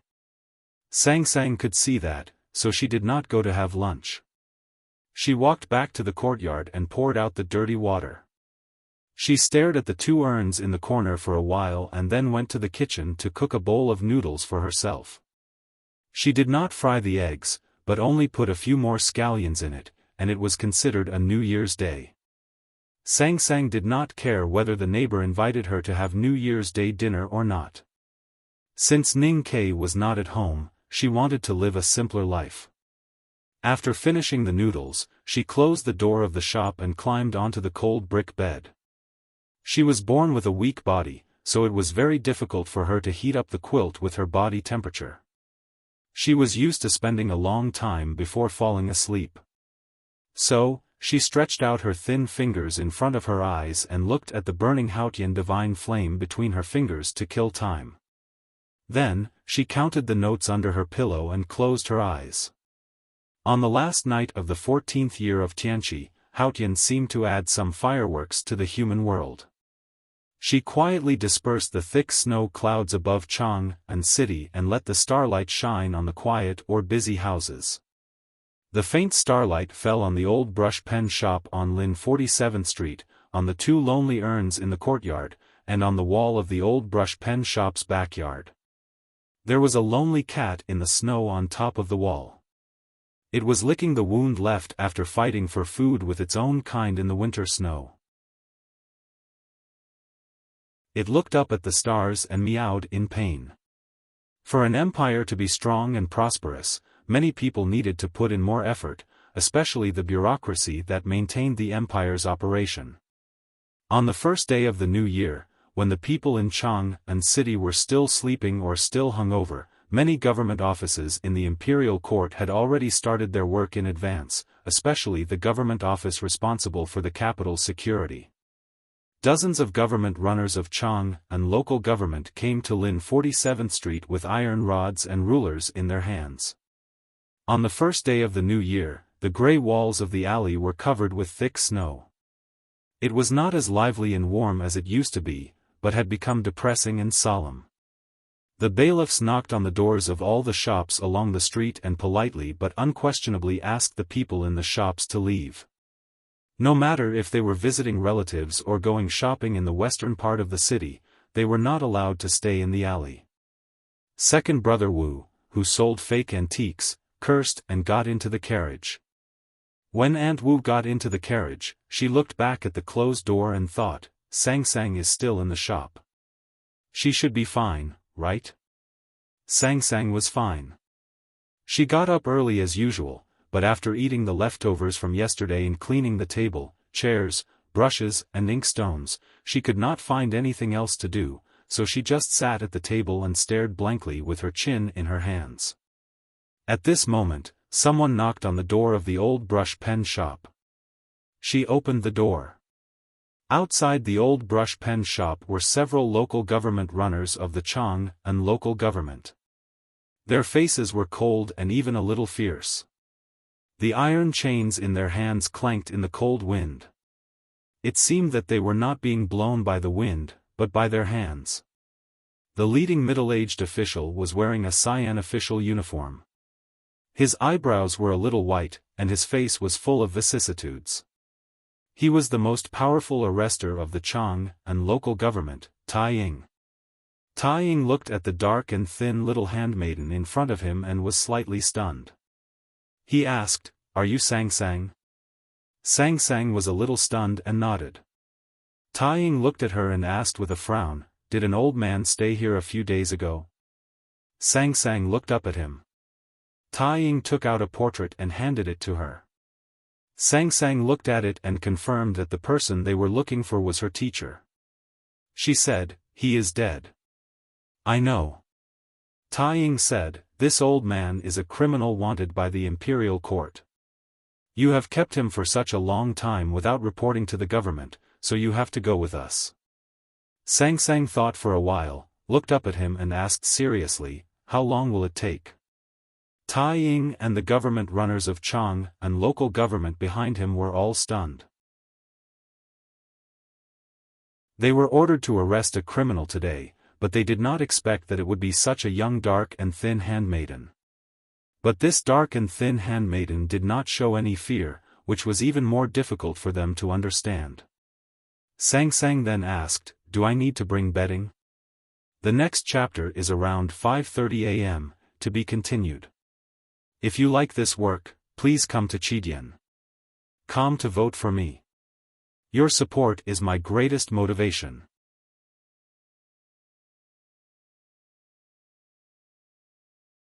Chapter 332.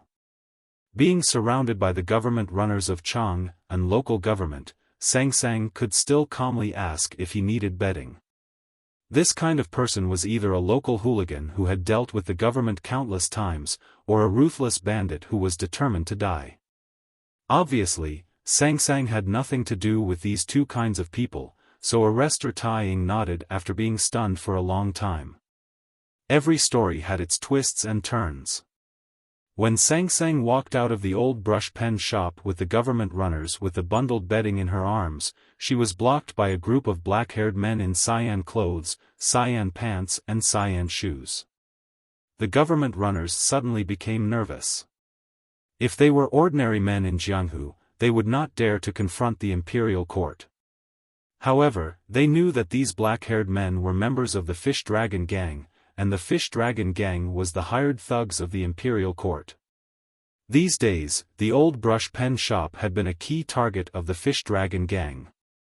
They had long been alarmed by the arrest of the government runners of Chang and local government.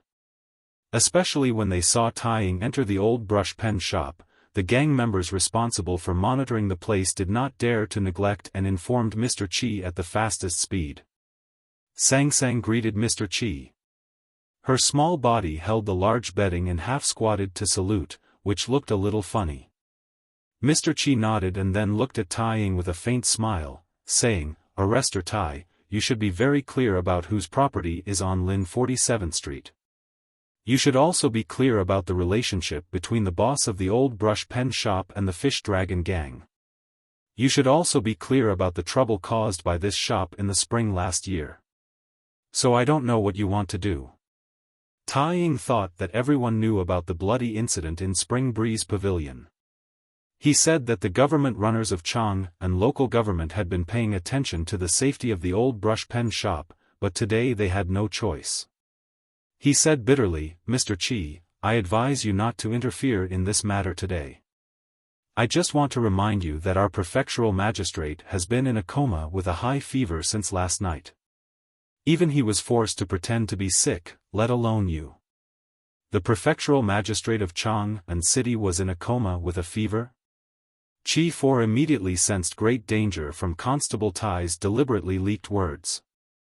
However, after a moment of silence and contemplation, he still did not give way. He waved his hand to signal his subordinates to block both ends of Lin 47th Street and said, This is Second Brother Chao's order. Spring Breeze Pavilion's Chao Xiaoshu was no longer the Grand Master of the Fish Dragon gang. It had been nearly a year since he left Chang and city, and it was not even known whether he would step into this magnificent city again. However, for Qi For and his brothers in the Fish Dragon gang, that man would always be their big brother and their Grand Master. Second Brother Chao's words were more powerful than an imperial edict. Constable Tai glanced at him, leaned close and whispered, Did you see someone at the entrance of the alley when you came? Looking at the entrance of the alley, Mr. Qi saw a young man sitting in front of a shop outside the alley. The man wore a simple cotton-padded jacket. His cheeks were thin and a little dark and peeling. It seemed that he had been exposed to the scorching sun a few days ago. Even though he was just sitting there casually, there was an inexplicable sense of iron blood and murderous aura. Who is that person? His eyes narrowed. Constable Tai said, Wang Jinglu. Qi Iv's expression suddenly froze. After a moment of silence, he repeated, Wang Jinglu, the invincible realm below knowing destiny? For the common people in the streets, the world of cultivators was a wondrous and distant place. They knew very little about that world, but Wang Jinglu was different. His fame was so great that even the common people knew that he was the hope of the younger generation of cultivators in the empire. Constable Tai looked at Qi Iv's expression and whispered, I don't know who reported to the Chang and local government that this little girl harbored a fugitive.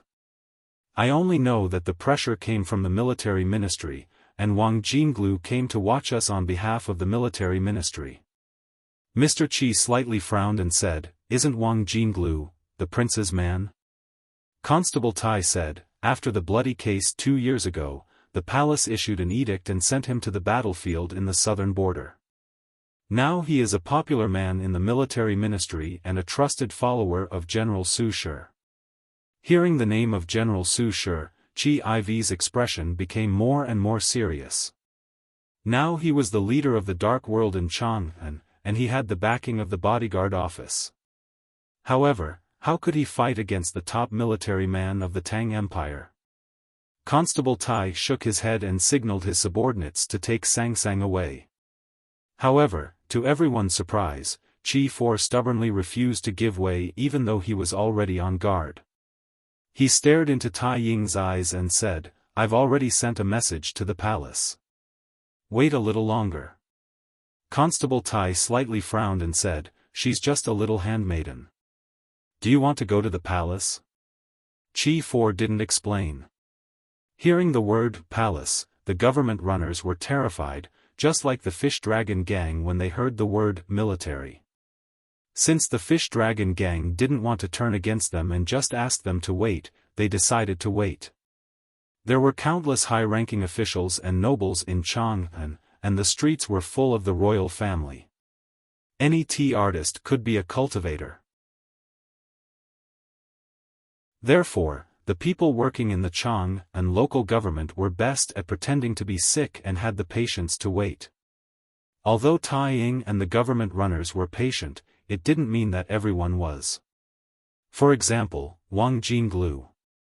After leaving Chang'an, he went to the southern border to join the army to atone for his crime under His Majesty's order.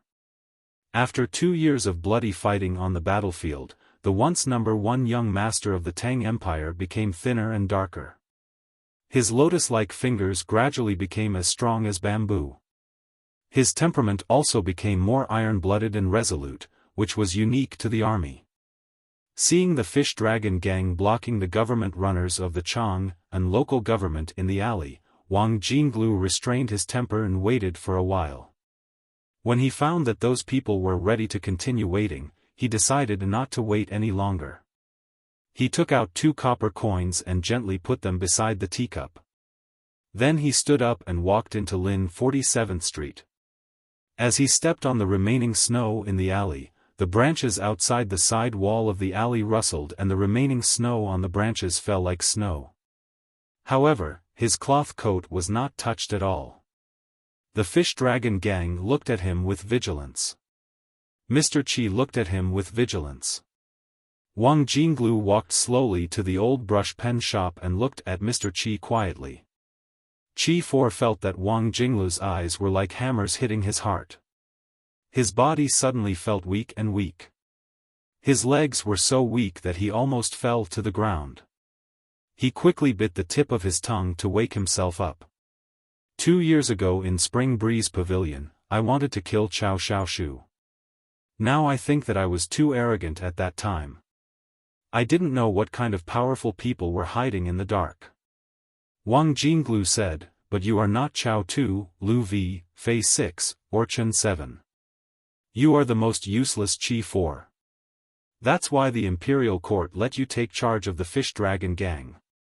However, without Cao Xiaoshu, the fish dragon gang is not the same as before.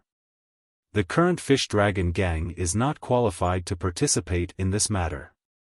After saying this, he turned around and looked at the slightly dark face hidden behind the pile of bedding with great interest. After a while, he suddenly laughed and said lightly, "Let's go." Sang Sang held the thick bedding and looked at the ground in front of her. Then she followed him out of the alley. Puff! Qi For couldn't suppress the injury in his body and spat out blood in pain. He wiped the blood off his face and looked at Wang Jinglu's back.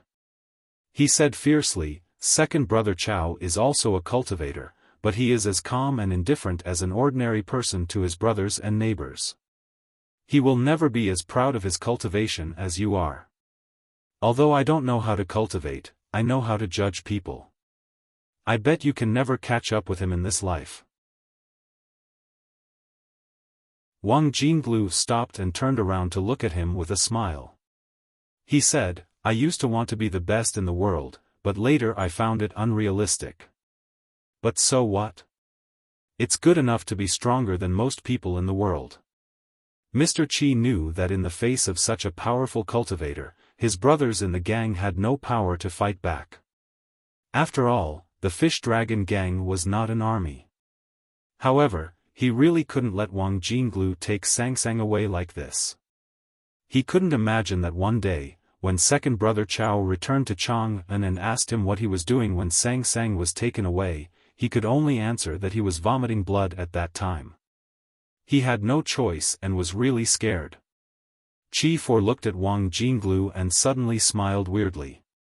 Then he took out a knife from his waist and stabbed it into his heart without hesitation. Death was inevitable under the knife, but Mr. Qi was not afraid at all. He just stared at Wang Jinglu's eyes without blinking his eyelashes, without even looking at the knife. In fact, when Mr. Qi made the decision to kill himself, he was not depressed but happy, because he finally found a way to stop Sang Sang, which was his own death. Wang Jinglu was right.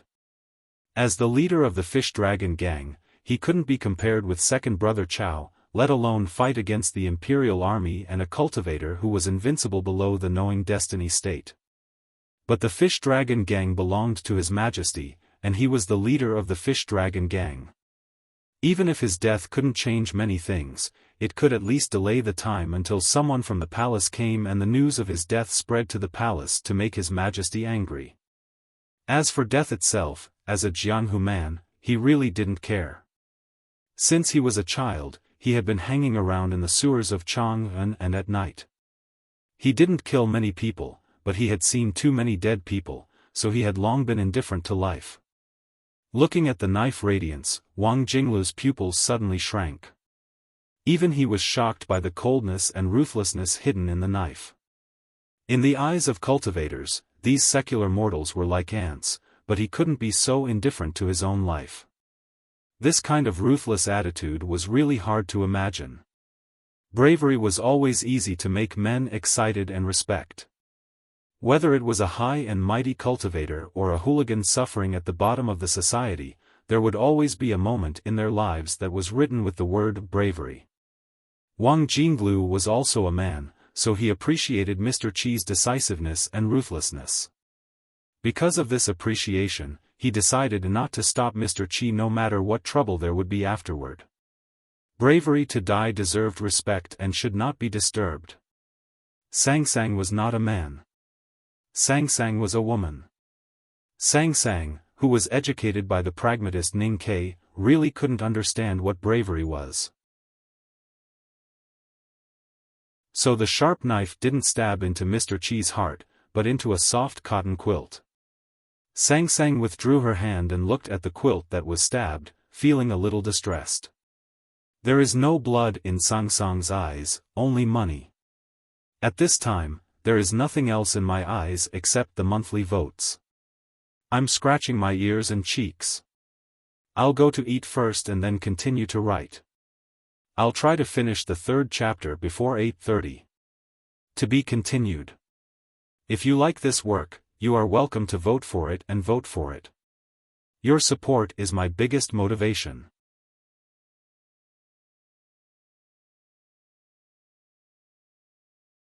Chapter 333. Mr. Qi was stunned and confused. He didn't understand why he suddenly felt a sharp pain in his right wrist when the blade was about to touch him. It was a burning pain, so clear and uncontrollable that he failed to stab through his heart. He was even more confused. There was only a narrow gap between the blade and his chest. How could Sang Sang fit the quilt in her arms? Because he was shocked and confused by these questions, he forgot to stop the runners of the Chang and local government from taking Sang Sang away. He didn't come to himself until those people walked out of Lin 47th Street. He touched his shaved head angrily, muttered some dirty words, and sat down on the stone steps in front of the old brush pen shop. Mr. Qi, please keep an eye on the things under the bed and the 2 urns in the courtyard. Don't lose them. Sang Sang left a message before she left. So he decided to sit on the stone steps until Sang Sang came back. He could eat, drink, defecate, and sleep like this. Anyway, he couldn't leave. On the first day of the 15th year of the Tianqi era, it snowed lightly in Chang'an. The snowflakes fell slowly and sparsely on the ground. Some fell on the branches, and some fell on the cracks of the stone slabs. But when the snowflakes fell on the thin shoulders under the thin clothes, they instantly turned into water stains. Sang Sang looked down at the water stains on her shoulders. She lifted the heavy quilt in her arms, which seemed to be a little strenuous. She didn't want to put the quilt at her feet because it would be dirty by the snow water. The whole Chang and local government was silent. No advisor came out to give orders, and no chief judge summoned his subordinates to ask about the case. All the officials and runners were hiding in their respective rooms. They would rather take a detour than pass through the gate of the garden if they were in urgent need. In fact, the officials didn't even allow her to enter the yamen. They asked her to stand on the stone steps in front of the mansion and wait for orders. However, a thin maidservant standing in the wind and snow in front of the solemn yamen attracted many onlookers and discussions. The people of Chang'an were the most daring. They even dared to scold the emperor and the prime minister, not to mention the Chang'an local government. For a while, there were many dirty words outside the mansion, and there were even many traces of snowballs on the dark gate of the Chang and local government. The officials had no choice but to let Sang Sang enter the Chang and local government. But they still refused to question her and only asked her to stand in front of the garden gate. The officials had no choice but to let Sang Sang enter the Chang and local government. But they still refused to question her and only let her stand in front of the garden gate. Wang Jinglu had been watching her. Thinking of the scene where Mr. Qi pulled out a knife to commit suicide, he felt a little weird. Could it be that this little handmaiden was a hidden powerhouse? But Qi of Qi in the Chang and local government was to be taken back to the military to prevent the empire from being damaged. Qi military was forbidden to interfere in the case. Therefore, the Qi military was Chang's local government. He thought. And thought. Qi Su Shi, the Defender General of the state, had ordered to arrest the little maidservant of the old brush pen shop and bring her back to the military ministry for interrogation to find out the real relationship between her and the divine priest of light to prevent the empire from being damaged. However, harboring a fugitive belonged to the judicial category. The sacred and inviolable law of the Tang Empire prohibited the military from interfering in all judicial cases.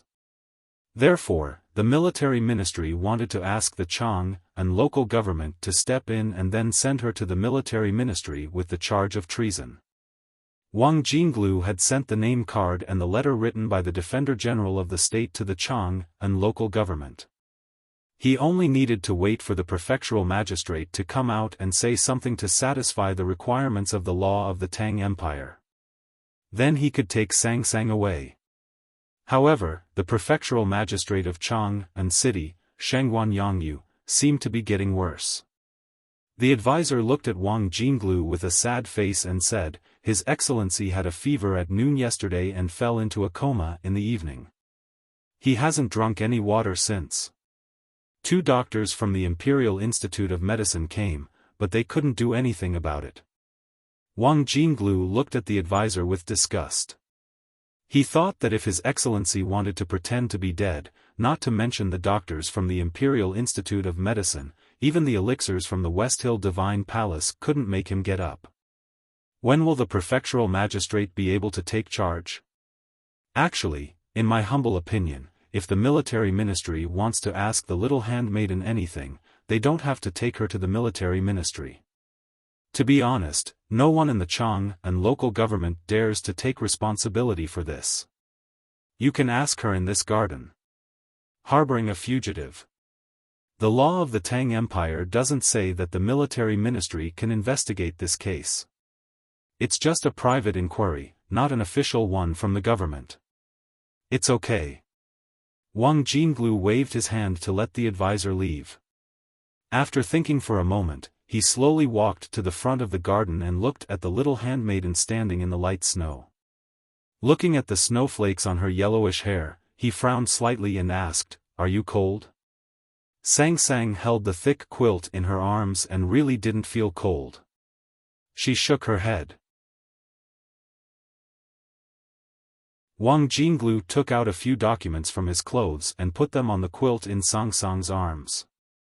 He opened them page by page and pointed at the handwriting on them, introducing himself, "My name is Wang Jinglu. My cultivation sect is from the Dragon Tiger Mountain and is registered in the Imperial Center Administration of the Tang Empire. Now I serve in the military ministry. According to the law of the Tang Empire, I have the right to question you." The Defender General of the state Su Shi was undoubtedly the most powerful person in the Tang Empire's military.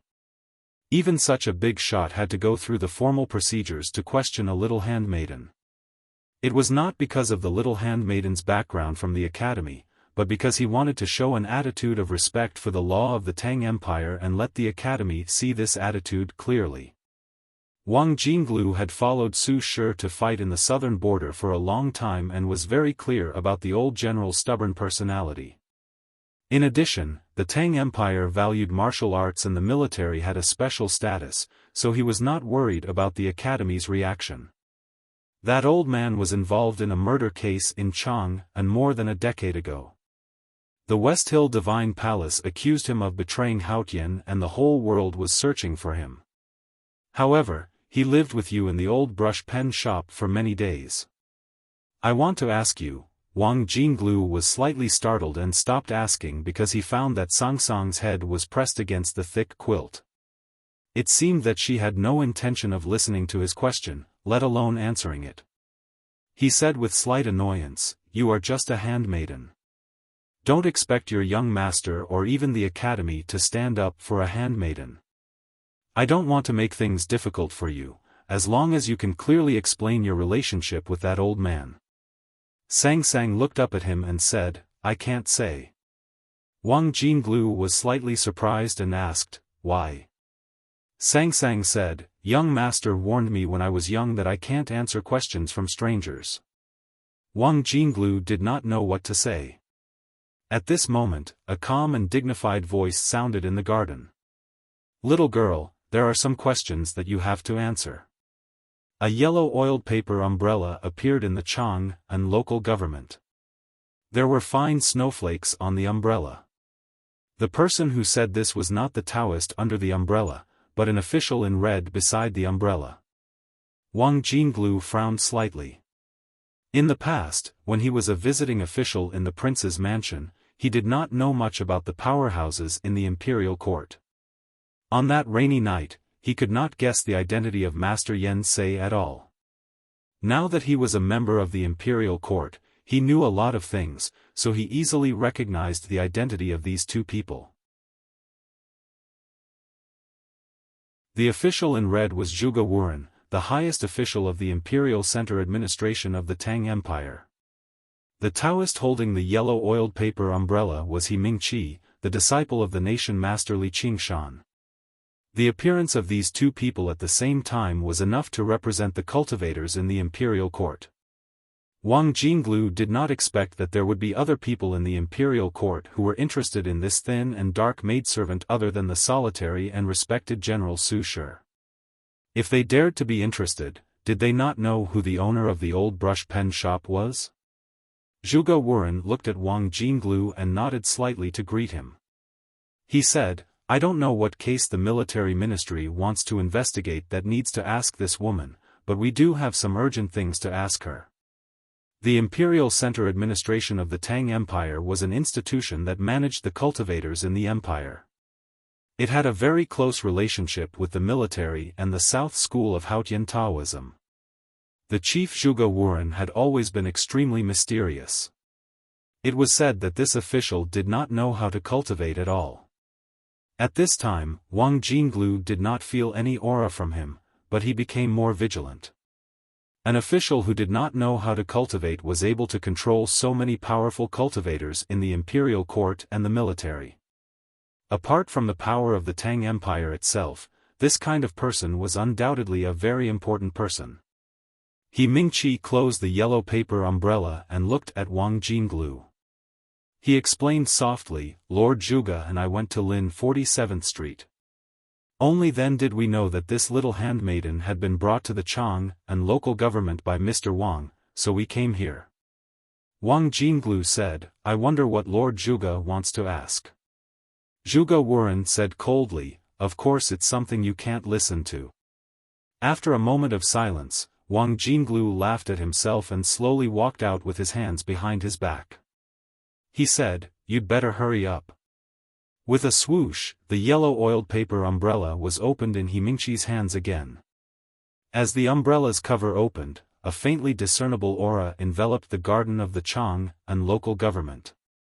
The sound from the outside world suddenly became faint. Sang Sang raised her head and looked at the yellow oiled paper umbrella curiously, probably thinking of her big black umbrella. He Mingqi thought that the little handmaiden was worried about something, so he smiled gently and explained, "It's just soundproofing. It won't cause any harm to you. Lord Zhuge has something important to ask you. Just answer truthfully." Zhuge Wuren stared at Sang Sang's eyes and asked in a gloomy tone, "Before Master Yen Sei and the divine priest of light perished together, you were the only one in the world on that mountaintop. I want to ask you if the master left anything behind. The official's tone was very cold. He Ming-Chi could not help but frown slightly. He was probably thinking, since younger brother Ning-Kai is a visiting professor of the Imperial Center Administration, why are you so tough with his handmaiden? Sang looked at the official and said seriously after a moment of silence, Master Yen Sei left that horse carriage for my young master. Zhuge Wuren scolded with disgust and anger, you know that's not what I'm asking. Sang was not frightened by the other party's expression at all. She replied very seriously, whether it's the horse carriage or anything else, even if there is, it's all left for my young master. So what does it have to do with you? Zhuge Wuren took a deep breath and said coldly, however, some things are too important. Even the person involved cannot give it to others privately, because that thing is related to the future of the entire Tang Empire. He Ming-Chi held the yellow umbrella in silence. He disagreed with the actions of the Imperial Center Administration, but he had to admit that Lord Zhuge's words were very correct. The big tactical array of Chang and city had protected the Tang Empire for thousands of years. Its array could not fall into the hands of a thin and dark handmaiden. Send the 3rd chapter. Try to finish the 4th chapter around 11 o'clock. To be continued. If you like this work, please come to Chidian.com to vote for me. Your support is my greatest motivation.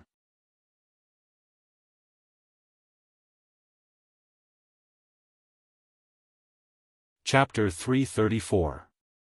Under the tree on the mountain, the great divine priest of light gave Sang an ID token and touched her head lovingly. Master Yen Sei took something out of his arms and gave it to her solemnly. Then he said a few words. Soon after, the 2 old men became 2 piles of ashes on the cliff. Sang certainly would not forget those details, so she knew what the official wanted, but she could pretend not to understand. Sang was not a cute little handmaiden who was good at pretending, so she could not hide it from the official's eyes. Zhuge Wuren's face became more and more gloomy, as if he would burst into anger at any time. He Ming-Chi coughed slightly and then glanced at him. The meaning expressed in his eyes was very clear. Although the formation eye was important, it was Master Yen Sei who gave it to Ning-Kai, so they could not rob it. If the imperial court was really worried, they could strictly guard the old brush pen shop and wait for Ning-Kai to come back. Lord Zhuge knew what he meant and said indifferently, Taoist he, I know you are the 2nd prince's study companion, but I want to remind you that he is the 2nd prince after all, and you, really don't want to be the nation master of Tang? He Ming-Chi suddenly thought that Lord Zhuge was close to the Empress, and many people in Chang and knew that Ning-Kai and Princess Li Yu were close. Could it be that the Empress did not want Ning-Kai to be the nation master of Tang? He smiled bitterly and shook his head. Because Zhuge mentioned himself, he did not want to pay attention to these things, but he thought of something and could not help saying, Lord Zhuge, you'd better not forget whose little handmaiden she is. Zhuge Wuren was silent for a moment, and a flash of determination flashed in his eyes. He said, this concerns the safety of the empire. I think even the Academy will agree with me. Moreover, I have never disrespected Mr. 13. Will the Academy be angry by interrogating a maidservant? Then I would like to ask, is it empty talk that the Academy does not interfere in the imperial court? He looked at Sang and said indifferently, you must hand over the things left by Master Yen Sei and the divine priest of light. At this time, Wang Jinglu returned to the garden, looked at the 2 and asked coldly, are you done? I want to take her back to the military ministry.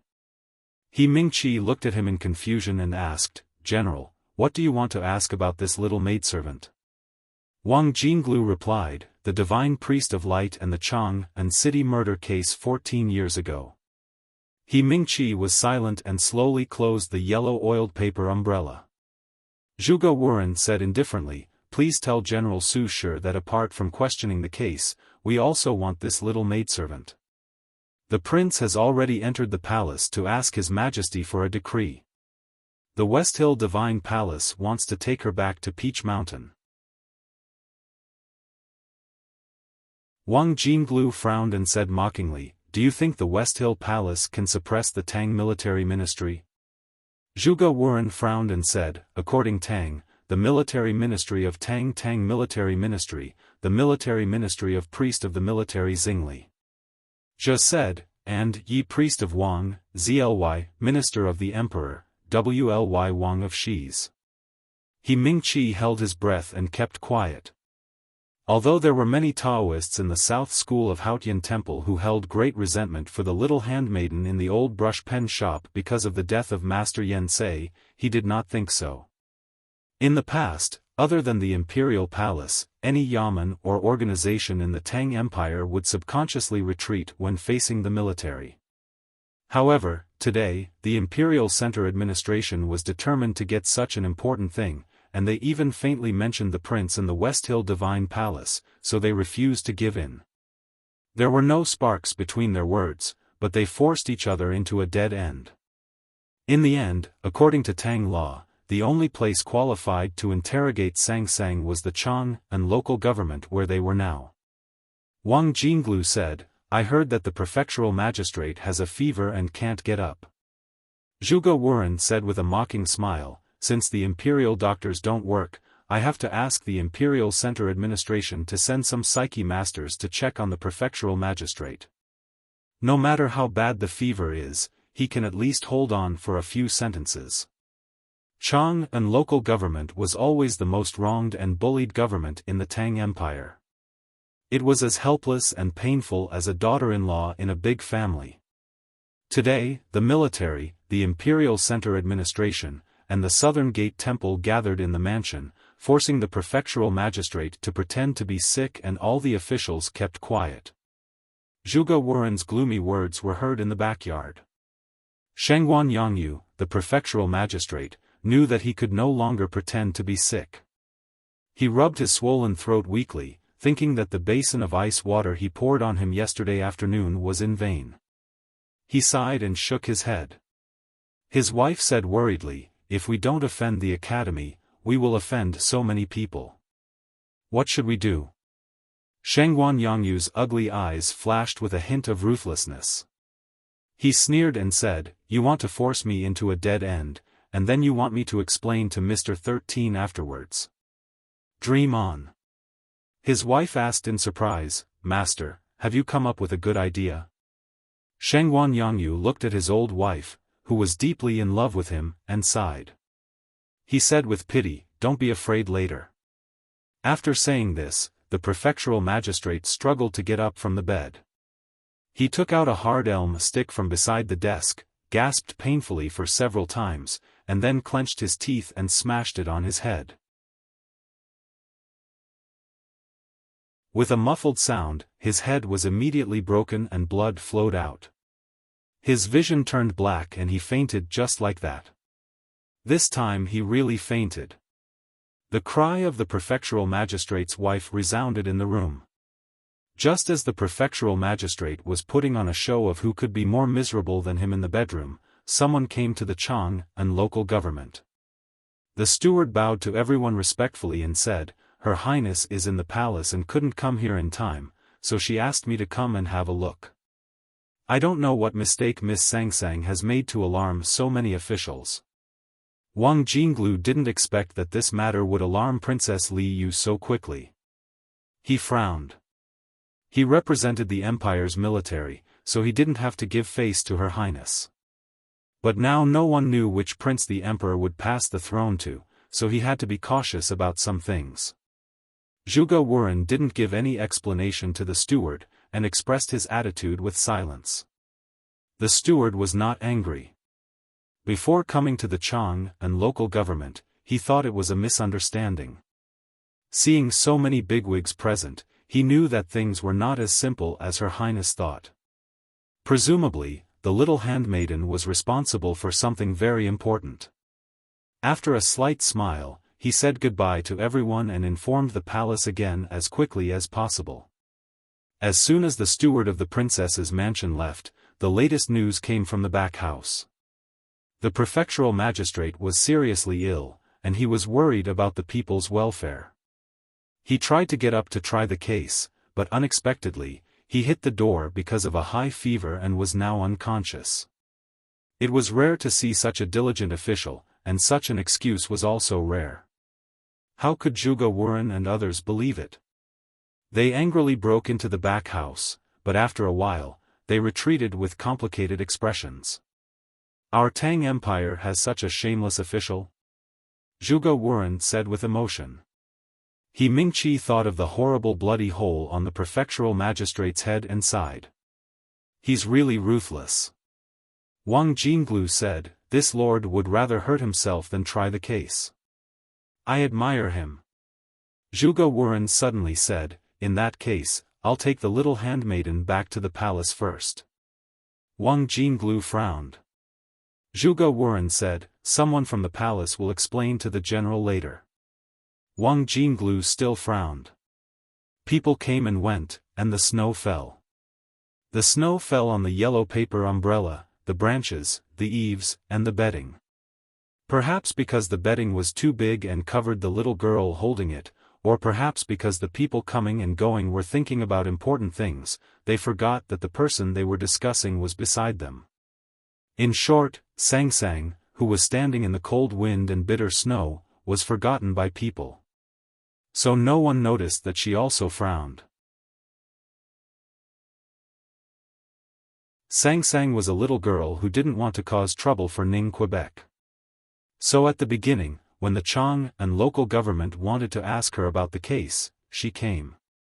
These people asked her to stand in front of the mansion. She stood in front of the mansion, stood in front of the garden, and waited in the wind and snow until she was sure that the official really wanted to rob her things, and even seemed to want to take her into the palace.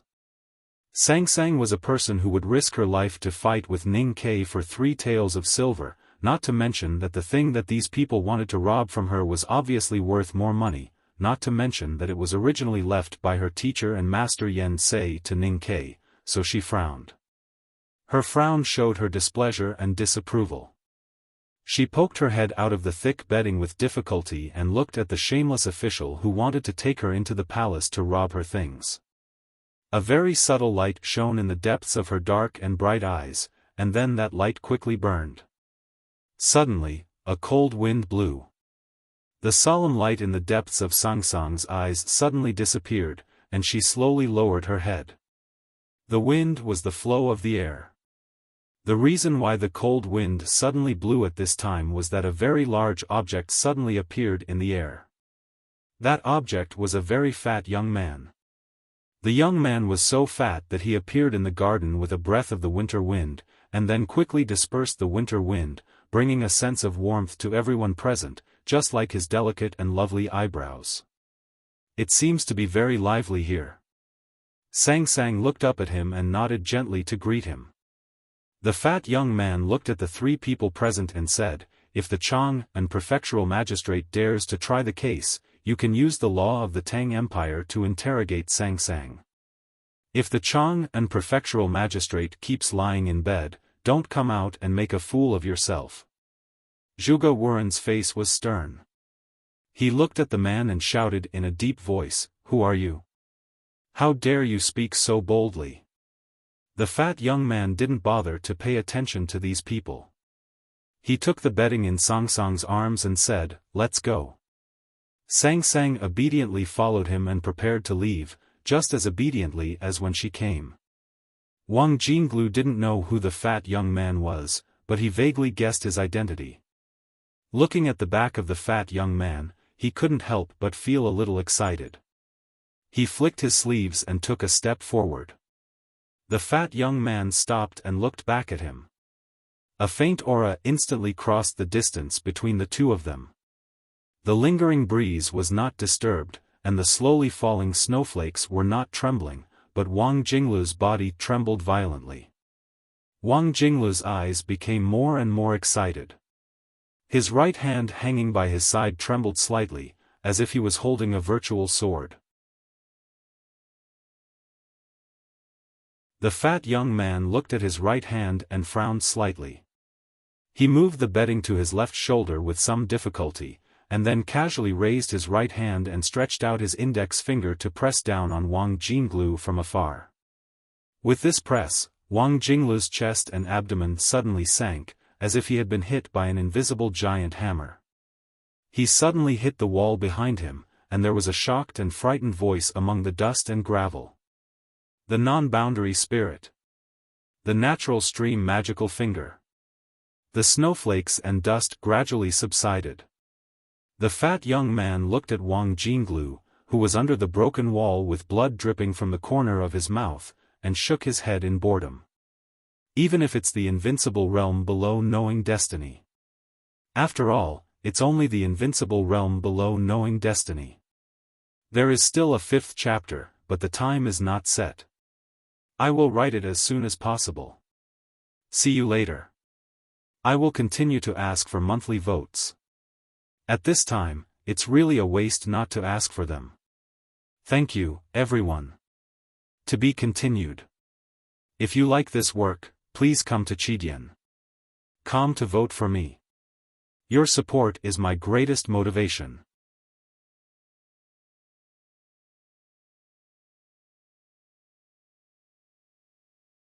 Chapter 335.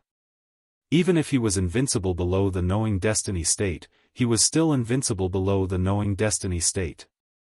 It was a simple and even a little repetitive. But if one were to think about it carefully, there would be many other meanings. That kind of meaning was the strong confidence hidden under the calmness and indifference. Because only grand cultivators who had entered the knowing destiny state were qualified to speak like this. There were countless people in the world who pursued Taoism, but very few could embark on the path of cultivation. Those who could finally enter the knowing destiny state were as few as the morning stars. Those few powerhouses either hid in the depths of the mountain gate of various sects or sat quietly at the top of the imperial court. They rarely appeared in front of the world. But today, such a person had appeared in the Chang and local government. Zhuge Wuren looked at the young fat man in front of him with a very strange expression. He was a little excited, a little scared, and a little confused. As the highest official of the Imperial Center Administration, he often visited the Nation Master and Master Huang Yang. He should be the person in the secular world who had seen the most grand cultivators in the knowing destiny state. However, he was still very shocked at this time because he could not imagine how someone could enter the knowing destiny state at such a young age. Even Prince Longqing, who was the most valued by Haotian Taoism, and Wang Jinglu, who was placed high hopes on by the Tang court, was only considered to have a high chance of entering the knowing destiny state. But this young fat man in front of him had easily crossed the threshold and sent Wang Jinglu flying into the wall from a distance. After a while, Zhuge Wuren finally came to his senses. There was only one place in the world where such an incredible cultivation thing could happen, and that was the academy in the south of Chang'an City. Considering Ning Kei's identity as a student of the second floor of the academy, the origin of the young fat man was obvious. He asked in a slightly hoarse voice, "May I ask which teacher you are?" After all, the official had overestimated the academy, so he asked what the young fat man's ranking was. In fact, among all the young cultivators in the current generation, only this young fat man had entered the knowing destiny state a few years ago, whether it was the back of the mountain of the academy, the Jishou Abbey, or the Xiankong Temple. Of course, he was Chen Pipi. Chen Pipi looked at Wang Jinglu, who was struggling to stand up at the foot of the wall. Thinking of the things he had heard in the past, he couldn't help but shake his head and say, "It's natural for a cultivator to be proud and confident, but pride and confidence is not arrogance. I heard that you used to be fat, but now it seems that you don't even have this advantage." After saying this, he moved the thick bedding over his shoulder and was about to leave with Sang Sang. He did not expect Wang Jinglu's voice to ring out behind him again. "If you fight for months without sleep, you will also lose weight." Wang Jinglu wiped the blood from the corner of his lips and looked at his back as he continued, "The academy is not allowed to interfere in court affairs. I didn't expect the second floor to send Mr. 12 to kidnap him today. After hearing his words, Zhuge Wuren realized that this fat young man was Mr. 12 from the back of the mountain of the academy. He had asked Chen Pipi before, but Chen Pipi could not be bothered with him. The official's old face could not help but feel a little painful. He suppressed the shock in his heart and said coldly, "Mr. 12, don't you need to give me an explanation?" Chen Pipi looked at him expressionlessly and said, "You bully little girls. Do you think you deserve an explanation from me?" Wang Jinglu took out a handkerchief from his sleeve and covered his lips that kept coughing up blood. He coughed and said, "It seems that the academy really values its own interests more than the world. Are you not even willing to let the imperial court interrogate a little maidservant?" Chen Pipi looked at the three of them and said with disgust, "I hate talking about court affairs and the world. You guys are always thinking about the dragon throne in the palace. Some people want to use this matter to test youngest brother's reaction, and some people even don't want youngest brother to be the nation master. What qualifications do people like you have to represent the world? Who wants to be the nation master? Who cares who sits on the dragon throne? You people are at a different state from the academy, and you see a different world. Don't play these boring tricks.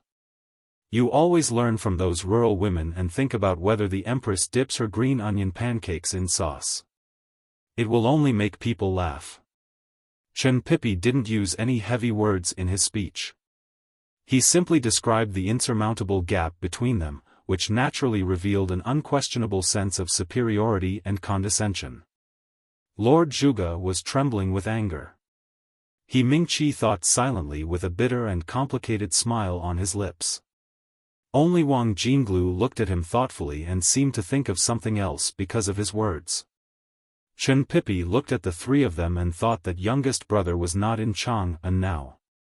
Otherwise, if he knew that someone in the imperial court dared to bully the little maidservant that he treasured more than money, who knew what kind of tragedy would happen?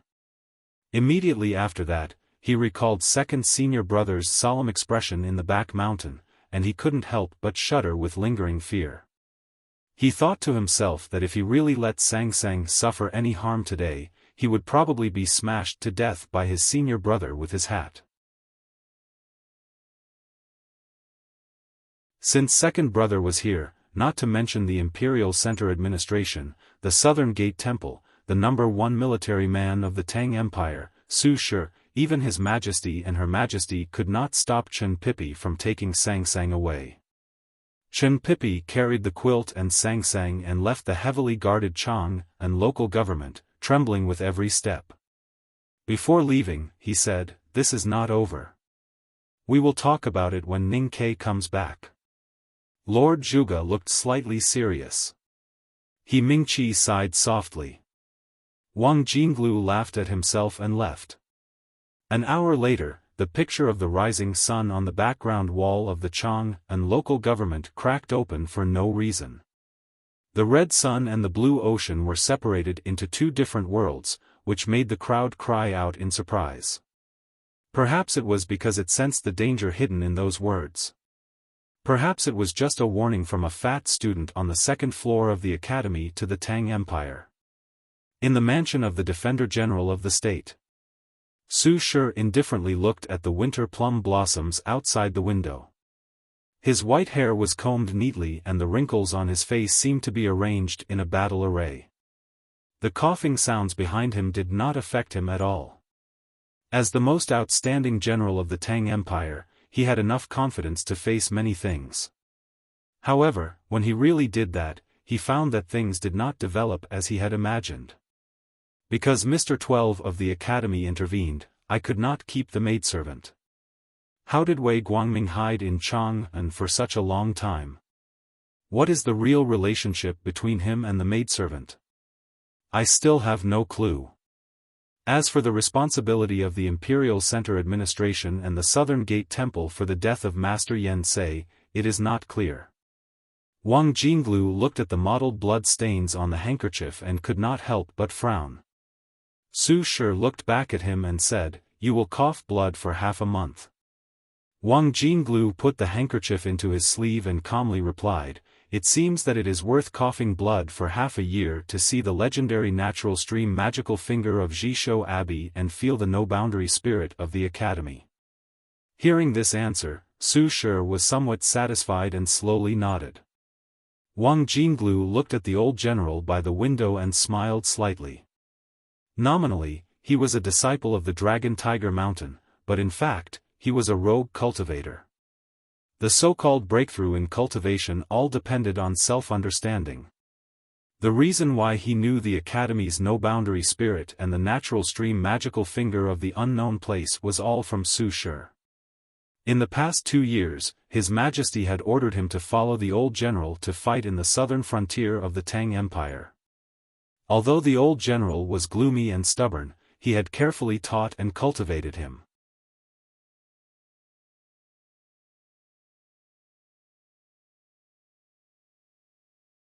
If they can communicate with each other, they will be sages. If they can communicate with each other, they will need to enter the secular world. But why does the Academy have to enter the secular world? Wang Jinglu finally understood. In this cold winter, his back was instantly soaked with sweat. Since they were all in the human world, there was no such thing as outside the human world. Except for the Tang Empire, the rest of the world had been controlled by cultivators. If the Academy also wanted to interfere in the human world like the West Hill Divine Palace, who could stop them? The Academy cannot interfere with the Imperial Court. This is an iron law set by the headmaster. He seemed to suppress the uneasiness in his heart and said in a hoarse voice, "If the Academy really wanted to act like the West Hill Divine Palace, it would have done so over the years." Su Shi looked at the dim sun outside the clouds. His eyes shone with a dim light. He said slowly, "I have never doubted the headmaster of the Academy. But you have to know that no matter how great a man is, he will die of old age one day. Once the headmaster leaves this world, what if the people in the back of the mountain of the Academy are not willing to be left out? If they start to interfere with the Imperial Court, the imperial power will fall and the country will no longer be a country. Will the Tang Empire still be the Tang Empire today? Now that we have confirmed that Ning Ke is the one who entered the secular world from the Academy would not have agreed to let him go to the frontier fortress and the wilderness. I have seen his resume in the military ministry. I have to admit that he is an excellent soldier. But the more he is, the more I am vigilant. Because an excellent soldier must be cold-blooded and ruthless. He must also have ambition. Whether it is for military achievements or territory, that kind of ambition is like a wildfire that cannot be extinguished. Su Shi said in a low voice, "The Tang Empire has been strong for thousands of years because we are not like those poor worms crawling at the feet of the Divine Hall. We are always in awe of the people outside the secular world. We have always been vigilant and never surrendered. I am so tired. I have written a lot these 2 days. Please pretend that you did not see the rough parts and the missing words. I will try to revise it in a few days. To be continued. If you like this work, please come to Chidian. Come to vote for me. Your support is my biggest motivation."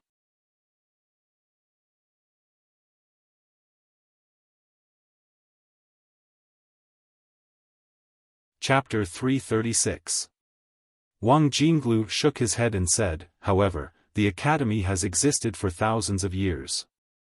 If something were to happen, it would have happened hundreds of years ago. I don't think it would have been left in our time." Su Shi said, "That's because there has only been one headmaster in the Academy for thousands of years. Only the headmaster can teach students who are capable of shaking the Tang Empire." Wang Jinglu thought of the natural stream magical finger that the fat young man in the Chang and local government had casually displayed. He lowered his head and said nothing.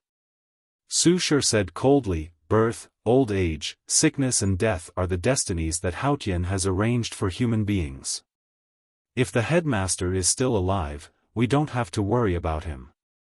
However, if he is, you must not hand over the safety of Chang'an and the Tang Empire to Ning Quebec. I don't care what you do, you must take back the array. Wang Jinglu remained silent. He Mingqi's yellow oiled paper umbrella did not completely block his hearing. Moreover, he knew what the Imperial Center administration wanted from the little handmaiden. Why are you so insistent? He could not help but ask. Su Shi squinted as he recalled the past. The deep wrinkles on his face were like gullies that had been washed by the rain. He said in a hoarse voice, because the academy once had a madman Ku. I don't want another madman Ning to appear in the world. Any madman may cause the entire Tang Empire to die with them. After saying this, the old general began to cough violently. His painful coughs echoed in the spacious room, like the sound of a war drum on the battlefield that was gradually breaking down. After a long time, he finally straightened his body with difficulty. The Tang Emperor, Li Zhongyi, sat on the couch and looked at his younger brother calmly. He listened carefully to his explanation. Suddenly, he frowned in pain and hurriedly covered his mouth with a handkerchief to stop his coughing. I don't know why you are so angry.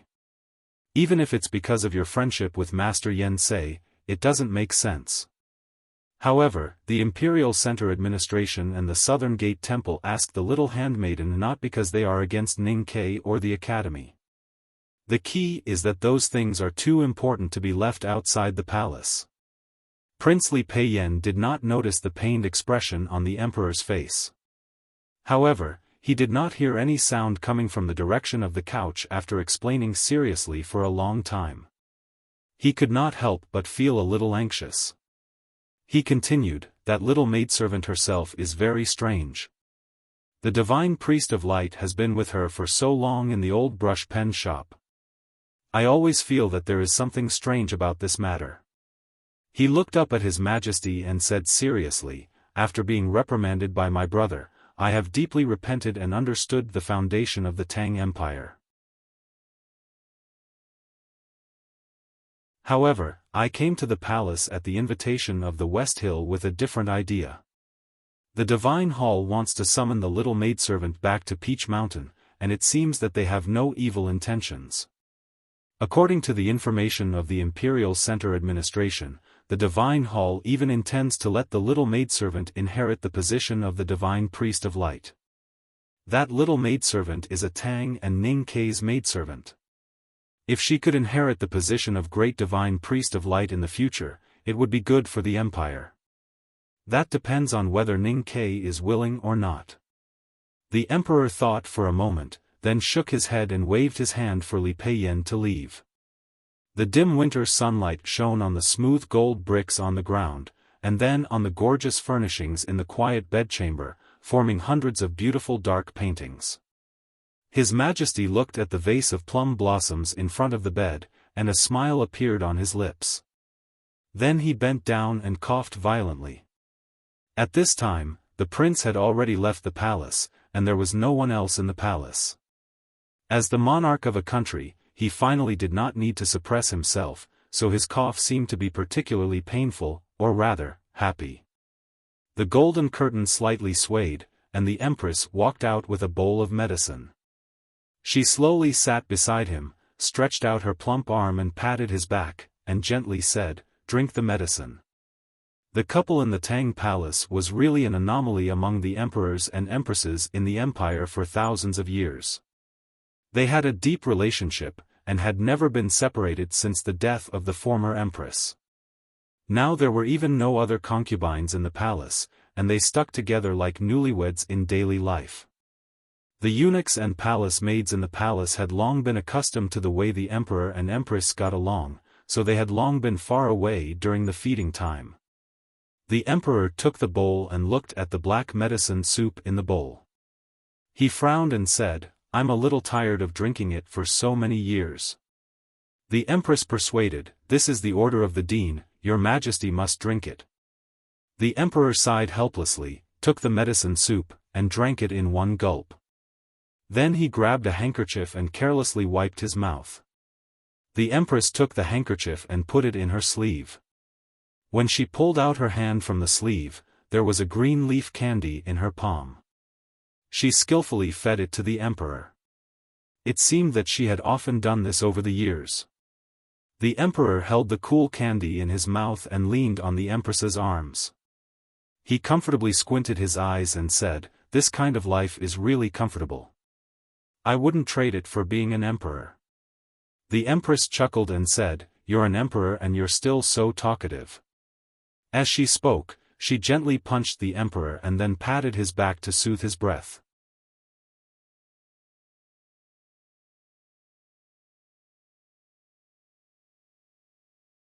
After that, the public pressure of the engagement between Princess Li Yu and the Chanyu of the Golden Tribe of the Grassland made the empress much quieter. She never dealt with the affairs of the state again. However, when she was in private with the emperor, she would occasionally express her opinions as she did many years ago. The emperor respected his wife's opinion very much because he knew she had the ability to do so. He shook his head and said with a smile, "I will not be wary of the academy. In fact, in my opinion, any Tangs who do not fully trust the academy are not qualified to sit at the top of the empire. Because it shows that they do not understand the Tang Empire at all." As for Su Shi, the emperor frowned slightly. He did not have any good way to deal with this hard-working military general. He said, "He is loyal to the country and has made many contributions in the past decades. However, his temperament is a little cold and easily angered. Moreover, his lung disease is getting worse. I don't know how long he will live. It is inevitable for a dying man to see the world in a gloomy light. It is normal for him to be vigilant and uneasy." The empress wanted to say something but stopped on second thought. There was some worry in her eyes. The emperor held her hand and said with a smile, "You are still young. Our child is still young. So you should not be so gloomy. You must remember that without the headmaster of the academy and the academy, we could not be together. The academy is as important to the Tang Empire as you are to me. I will never doubt or hesitate." The empress smiled. Then she tilted her body slightly. When the emperor wasn't paying attention, she took out the handkerchief she had stuffed in before. Using the light to examine it, she didn't see any bloodstains. Only then did the smile on her face become truly happy. She used to be the saintess of the diabolism and was now the empress of the Tang Empire. However, she thought that she was just an ordinary woman in the palace. She did not want to think about other things. She only wanted her husband and son to be safe and happy. The academy's entry into the human realm will make many people vigilant and uneasy. For example, the military generals who have taken protecting the Tang Empire as their mission. Because it is the first time that they have found a threat in the world that cannot be solved by force. But for some people in Chang'an, the Academy's entry into the human realm is a precious opportunity for them. They can use the Academy's power or attitude to fight for things that they are not sure to get. Under the dark eaves of the princess mansion was a terrace made of nanmu. There was a copper brazier on the terrace.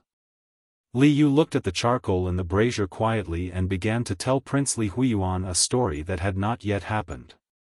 "I will write 5 more chapters today. This is the first chapter. Then I will explain that I really don't have a manuscript. I also want to have such a glorious thing as a manuscript. However, everyone knows that I have been stupid for so many years. So I can only work hard these days. I will try to finish the second chapter before 8. To be continued. If you like this work, please come to Chidian.com to vote for me. Your support is my greatest motivation."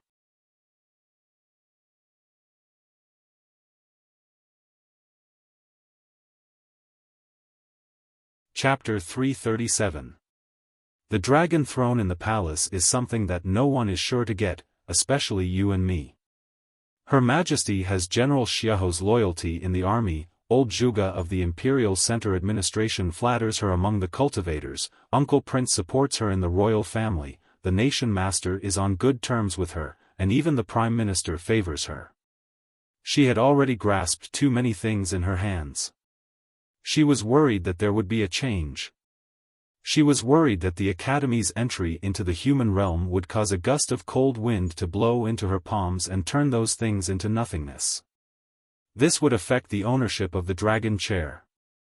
So she was very vigilant. This fear has been lurking in the hearts of many people. Even if she can keep calm, those who are loyal to her can't. That is why these things happen today. And we have nothing. Hua Shangyue and the others are still young. It will be many years before they take over the positions of Su Shi and Xiahou in the army.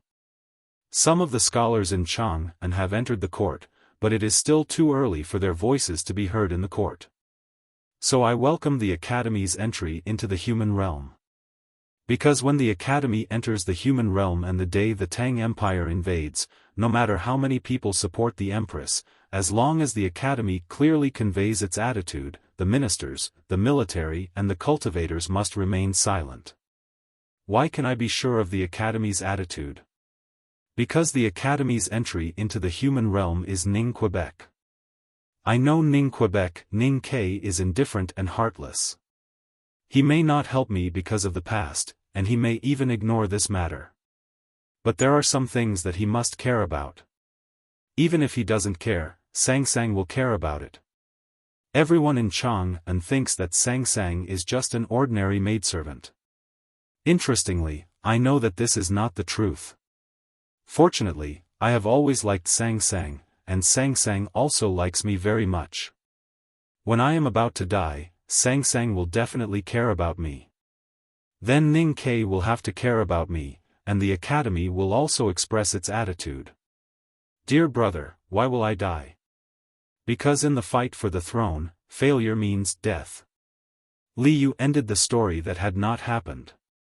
She picked up the copper chopsticks and carefully arranged the pile of silver charcoal in the brazier. She looked up at her brother and smiled. Then she got up and went to the study. In the study, Li Yu wrote a letter to Crown Prince Chongming of the Yan Kingdom. This letter would be sent directly to the capital of the Yan Kingdom, Qingjing Palace, via Hua Shangyue of the Gushan Commandery. This choice had nothing to do with speed, but out of prudence. In the letter, she talked about the recent events in Chang'an City and casually mentioned her relationship with the master and servant of the old brush pen shop.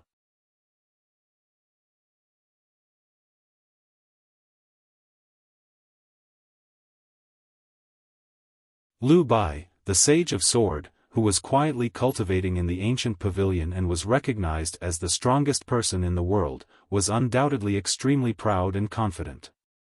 His pride and confidence even exceeded the scope of firmness and seemed to be without reason. The calm and sharp voice of the Sage of Sword sounded in the ancient pavilion. This voice seemed to pierce through the clouds and pierced the eardrums of all the disciples. A few months ago, I once said that the shameful people should not come back. Then why did you come back? The disciples of the Sword Garret lowered their heads in shock and uneasiness. They thought that they had accepted the edict of the Divine Hall to go to the wilderness. These days, they had fought with the grassland people and the desolate man. They were bathed in blood and never retreated. How did they embarrass their sect? In the depths of the black and white ancient pavilion, there was a small green pond and a thatched hut. It turned out that from here to the peak, there was actually a big hole eroded by time. At this time, the sun had moved and the cave was quiet. A man with long hair was sitting under the sunlight. No one could feel the strong aura of this person. However, if someone dared to look directly at his figure, they would soon feel an unbearable pain in their eyes. They might even cry and become blind. Because the man's loose hair, the belt around his waist, the hanging sleeves, and even his gaze and back were all swords. This man himself was a sword that could cross the heaven and earth. Go to Chang'an and see what kind of person Ning Ke is. Back then, he could kill the disciples of the sword Garrett before he could cultivate. Now that he has become a student of the headmaster of the academy, how much progress will he make? The weakest world wayfarer of the academy in history? I don't believe this. Moreover, as long as he is the world wayfarer of the academy, even the weakest in history is enough to polish your spirit. A young man was kneeling in front of the thatched hut. The man was tall and slender, but he still looked like a big tree when he knelt on the ground. Listening to the sword-like voice of Lu Bai, the sage of sword by the pond, his face turned slightly pale. He forced himself to calm down his turbulent sense of perception and said in confusion, "But when I go there, I'm afraid that he has already returned to Chang'an." So what if he is in Chang'an? Yen Sei would rather perish together with Wei Guangming than fight me again. Now, I want to see who is stronger, the successor he left behind or my successor. You don't have to worry that the academy will stop you from challenging him. Since the successor of the academy wants to enter the human realm, he must be prepared to be challenged continuously and be prepared to be killed at any time. Mr. Ku killed his way through the human realm like this. Now, how can Ning Ke be an exception? Not long after the New Year, it was the Lantern Festival. At night, Chang'an became a sea of lights. Countless families of people went out. Children ran around with candy sticks in their hands. Young girls smiled shyly and snuggled up to their lovers while secretly rolling their eyes. Countless shoes, hats, and purses were left behind on the streets. Compared with the lively and joyful atmosphere among the people, the atmosphere in the palace was naturally more solemn and dignified. That night, His Majesty and Her Majesty invited the high-ranking officials of the court to the palace for a banquet. After the banquet, His Majesty continued to appreciate calligraphy and drink with the civil officials. Her Majesty, on the other hand, asked a few of her closest wives to go to her own hall to continue talking. Both the Prime Minister's wife and the Grand Secretary's wife had to be calm and collected on such occasions. However, when they saw Li Yu behind the plan, they still couldn't help but show a surprised expression. The Tang Empire was prosperous and the people were at peace. The only thing that worried the court was the succession of the throne. Everyone knew that Her Majesty wanted her son to sit on the throne in the future. However, Princess Li Yu did not hesitate to think that only her own brother was qualified to be the future emperor. There had been no open conflict between them, but there had been many secret conflicts. The princess married to the grassland and the empress rarely stepped into the imperial study were all related to this matter. Today, they could actually see Her Highness on such an occasion. Could it be that they were really going to make peace? In their shock, the madams did not notice the little handmaiden sitting quietly beside Li Yu. Li Yu did not want to come at all. However, she was very vigilant that Her Majesty wanted to see Sang Sang. Now that many people knew that Ning Ke was the one who wanted the academy to enter the human realm, winning Ning Ke's support was equivalent to winning the support of the academy to a large extent. What did Her Majesty want to see Sang Sang for? The madams present were close to Her Majesty and had their own inclinations. However, thinking of their master's position in the court, they always acted cautiously.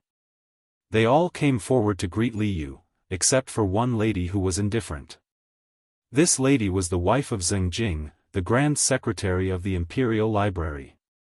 This lady used to be a favored concubine in Zheng Jing's mansion. She had just given birth to a daughter and was killed by the first wife. If Her Majesty had not found out about this and sent a furious letter to Zheng Jing's mansion, she would have died quietly. How could she have the glory of a first-rank noblewoman now? Because of this history, Mrs. Zheng was very grateful to Her Majesty. As long as Her Majesty was happy, she could even sacrifice her master's life, let alone her master's future. Therefore, when the Prime Minister's wife and others smiled and greeted Li Yu, she just sat behind the table indifferently and had no intention of coming forward.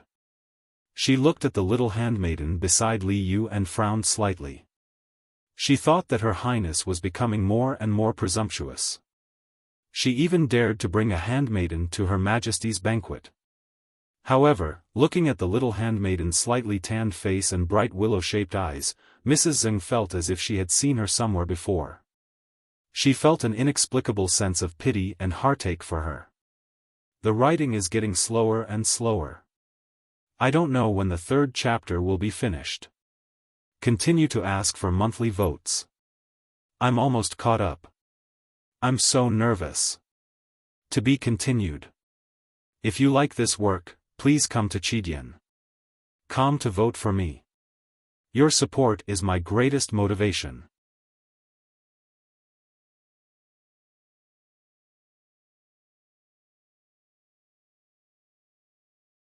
Chapter 338.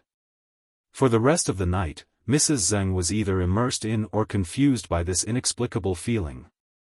When the Empress told a joke, she was no longer the first to laugh and the loudest. When the Prime Minister's wife talked about the interesting things in Chang'an, she no longer added fuel to the fire. Instead, she stared at the skinny, dark-skinned handmaiden beside Princess Liu, and the more she stared, the more entranced she became. Her different behavior naturally attracted some people's attention, especially when the noblewomen noticed that she was staring in the direction of Her Royal Highness. They felt even more strange. The wife of a minister sitting next to her reminded her several times. Seeing that she was still in a daze, she couldn't help but gently bump into her. The wife of the minister lowered her voice and asked with concern, "Why are you so distracted today?" Mrs. Zeng forced a smile and did not explain, because she really could not.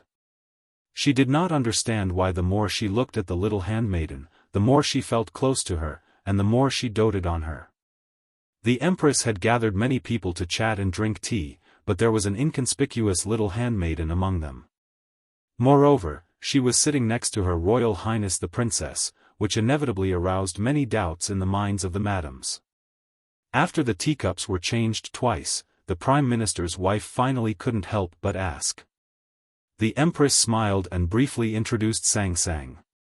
Only then did the madams know that this little girl was Sir Ning's personal handmaiden. Even though they still had many doubts, they did not ask further. Moreover, they were of noble status, and although they could not treat their own handmaidens like pigs and dogs, they were indeed people from two different worlds. They only asked about Ning Ke casually for the sake of the Empress. Mrs. Zeng looked at her companions talking to the little handmaiden and could not help but ask as well. However, she did not care about how many paintings Sir Ning could write every day. Instead, she asked about Sang-Sang's age. Sang was not used to the atmosphere in the imperial palace. If not for the imperial edict and Li Yu's promise to accompany her, she would rather cook porridge in the old brush pen shop. Especially after having a meal served by the palace maids, she felt that Ning Ke was right. The imperial palace was not a place to eat. When those noble women asked her questions, she felt a little tired. Until someone asked her about her age, she thought it was a simple question and immediately answered seriously, "I was born in the first year of the Tianqi era." Mrs. Zeng lowered her head and looked at her fingers stretching out of her sleeves. After a while, she realized that she was about to turn 15 this year. After a slight pause, she said sadly, "If my child had lived to this day, he would be as old as you." At this time, the noble ladies in the hall were all close to the Empress. Of course, they knew about the uproar in Chang'an and in the first year of the Tianqi era, where a fierce woman killed her concubine and son. Hearing this, they could not help but cast a comforting look at Mrs. Zeng. The Empress comforted her with a few words. Mrs. Zeng glanced at the little handmaiden behind the desk and smiled bitterly. She thought to herself that she must have missed her daughter who had passed away so much that she lost her composure when she saw a little girl of the same age as her. She really shouldn't have. There were many things in the world that could not be erased by other means once they were triggered. Just like Mrs. Zeng's inexplicable pity for Sang. She wanted to convince herself that she was only thinking about her daughter who had died young, but she could not help but look up at the tea table and stare at Sang Sang from time to time. The more she looked at Sang Sang, the more familiar she felt, especially the girl's slightly tanned skin and her willowy eyes that were not very beautiful in the eyes of ordinary people. She could not help but ask again, "I heard from you that you and Sir Ning had lived in the city of Wei in your early years. Is it because the sun at the frontier fortress is too hot that you are tanned like this?" Sang Sang was slightly startled and shook her head. "Young master said that I have been tanned since I was young." Hearing her answer, Mrs. Zeng became more and more restless. She no longer cared about the strange looks of others and stared at Sang Sang intently, as if she wanted to see what was on her face. The banquet ended and the people left. Mrs. Zeng was guarding outside the hall. When she saw Li Yu coming out with Sang Sang, she gritted her teeth and stopped the two of them. Li Yu frowned slightly, not knowing what the wife of the Grand Secretary wanted to do. Mrs. Zeng knew very well that as the strongest supporter of the Empress, she had not been nice to the princess all these years. It could even be said that she had offended the princess badly. Therefore, her tone was even more gentle and humble. "Your Highness, I felt close to this girl today. And you also know my child. I want to send this girl home. Please allow me to, Your Highness." Li Yu looked at her quietly. She even mentioned her daughter who died 15 years ago. It seemed that the wife of the Grand Secretary really wanted to go with Sang Sang. But why did she do this? Could it be that the Empress finally realized the importance of the Academy entering the human realm and decided to take a roundabout way to get close to Ning Ke? Thinking of these things, she decided to reject her humble request. She smiled and said, "Sang Sang doesn't like to get along with strangers." This was the truth. Sang Sang's character meant that she didn't like to get along with people.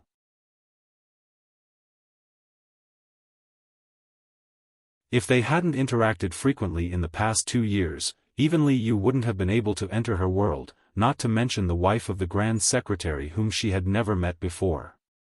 However, at this moment, Sang Sang, who had been standing quietly beside Li Yu, suddenly said, "Okay. You are Sang Sang?" "Yes. This name is interesting." "It's all right." "Who named you?" "Young Master."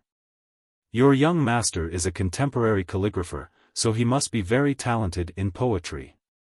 The name he chose must be good, but I wonder what the meaning of Sang Sang is?" "No deep meaning. Young master said that when he found me, there was a leafless mulberry tree by the roadside. It looked very similar to me, so he called me Sang Sang." "Where did your young master find you?" "Hebei County. He forgot the specific place. We went to look for it once after we left Min Mountain, but there were already green sprouts in the fields. The leafless mulberry tree had died and many other trees had grown, so we couldn't recognize it. Tonight, Chang'an City was brightly lit and full of tourists. The street to the eastern city was completely blocked by people who came to watch the lanterns. Even the carriage of the Grand Secretary of the Imperial Library could not speed up and could only move forward slowly with the crowd. However, Mrs. Zeng, who was in the carriage, did not care. She was even a little happy. The longer the journey, the longer she could stay in the carriage with Sang Sang and ask more questions. Tonight, Sang Sang was clearly a little different from usual. She answered every question the madam asked, and the number of words she spoke tonight seemed to be more than the number of words she spoke last month. However, those stories were too vague in her memory. Most of them were told by Ning Ke, so no matter how hard Mrs. Zeng tried, she still couldn't get the answers she wanted. No matter how long the journey was, there would be a moment when they would reach the destination. The carriage of the Grand Secretary's mansion slowly stopped at the entrance of Lin 47th Street. Sang Sang politely bowed to Mrs. Zeng when she got off the carriage. Mrs. Zeng stared at the slender figure in front of the shop and felt a twinge in her heart. She couldn't confirm anything and even knew that she might be delusional. However, along the way, she had fallen in love with the little girl and thought how good it would be if she had a daughter like her. Mrs. Zeng lifted the curtain and asked hesitantly and uneasily, "Are you willing to be a guest in the Grand Secretary's mansion?"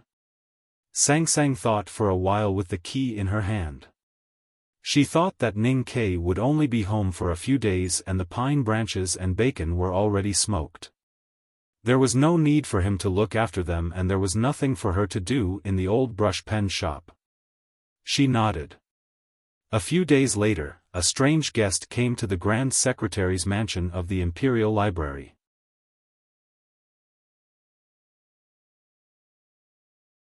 It was strange because the guest was a little handmaiden. There were so many mansions of princes and ministers in Chang'an City, but none of them would treat a little handmaiden as a proper guest. Therefore, when the housekeeper led the little handmaiden to the depths of the back garden, the servants and maids under the winter willow by the roadside pointed at them in shock. When the servants in the manor saw the wife of the Grand Scholar Dowager welcoming them at the gate of the garden and holding the little handmaiden's hand affectionately, and the smile on her face almost overflowed from her temples and flew up to the rockery, they were shocked to the extreme. It didn't take long for the servants in the Grand Secretary's mansion to find out the identity of the little handmaiden and her background. They couldn't help but talk about it. Many of them held back their laughter and thought that their wife was indeed the most loyal one to the Empress in Chang'an City. She was even willing to lower her status to make the Empress happy. Grand Secretary Zheng Jing was not in the mansion. Perhaps he, like the servants in the mansion, felt that it was beneath his wife's status to specially invite a little handmaiden to the banquet. Therefore, there were only Mrs. Zheng and Sang Sang at the luncheon.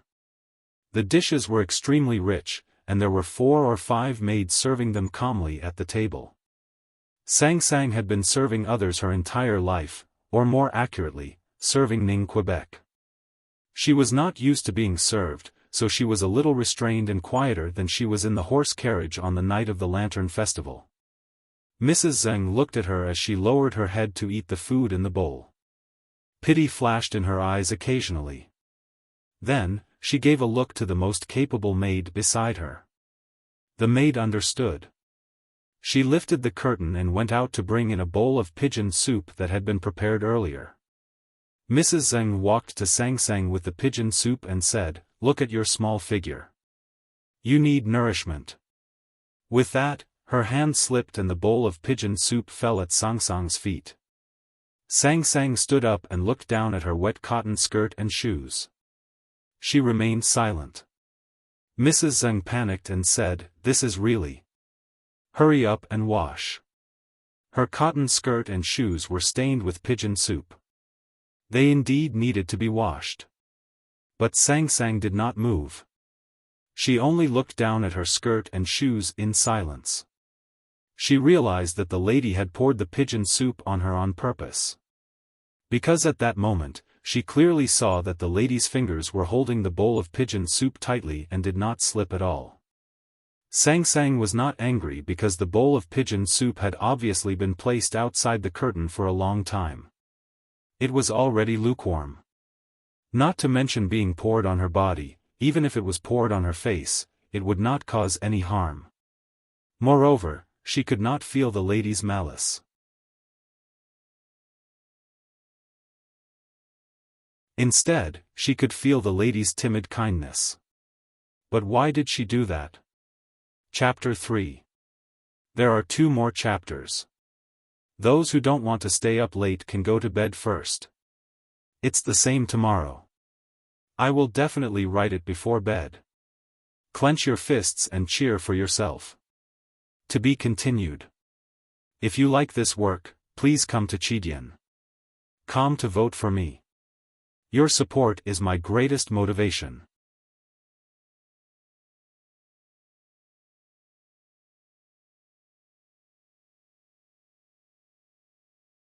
Chapter 339. Sang Sang often lowered her head. She didn't like to look at people, but she was good at it. In the words of the great divine priest of light, Sang Sang was transparent from the inside out, like a crystal in the deep mountains.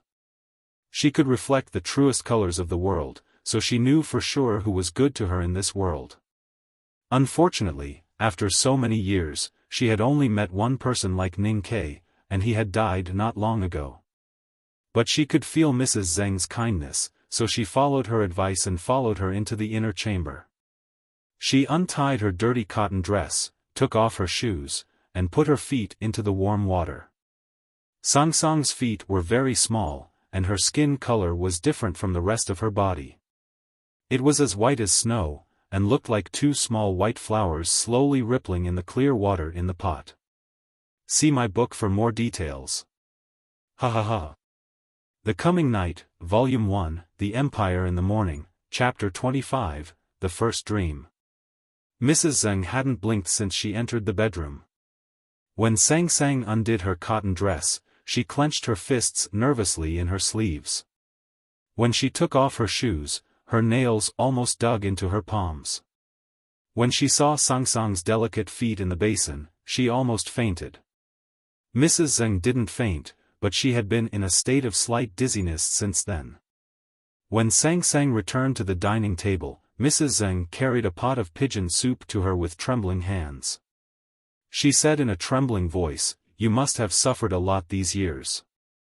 Take this opportunity to nourish yourself." Sang Sang looked at the appetizing oil flour in the pot and the tender pigeon in the soup and was slightly stunned. She thought to herself that she seemed to have heard it once before, but why did it sound a little different this time? In the evening, Grand Secretary Zeng Jing returned to the mansion. Mrs. Zeng straightforwardly, even rudely, drove away the subordinates who came to see the Grand Secretary. Then, she walked up to him. Before she could say anything, her eyes turned red and two streams of tears flowed down her cheeks. Grand Secretary Zeng Jing was also a ruthless man. Otherwise, he wouldn't have taken only one night to divorce his wife from Qinghe County, kill his 3 stewards, and join the Empress's camp. However, he was very clear that his current position in the court depended on Furen's position in front of the Empress. Adding on the old matters of the past, he had always doted on his wife. Seeing her cry before she spoke, he couldn't help but jump in fright. "Madam, what happened at home?" His voice trembled as he asked. He thought that with Madam's temperament, she would not have lost her composure like this unless it was a tragedy that she could not bear. Mrs. Zeng wiped the tears off her face and forced a smile. "Master, it's a good thing." Zeng Jingyi asked, "What is it?"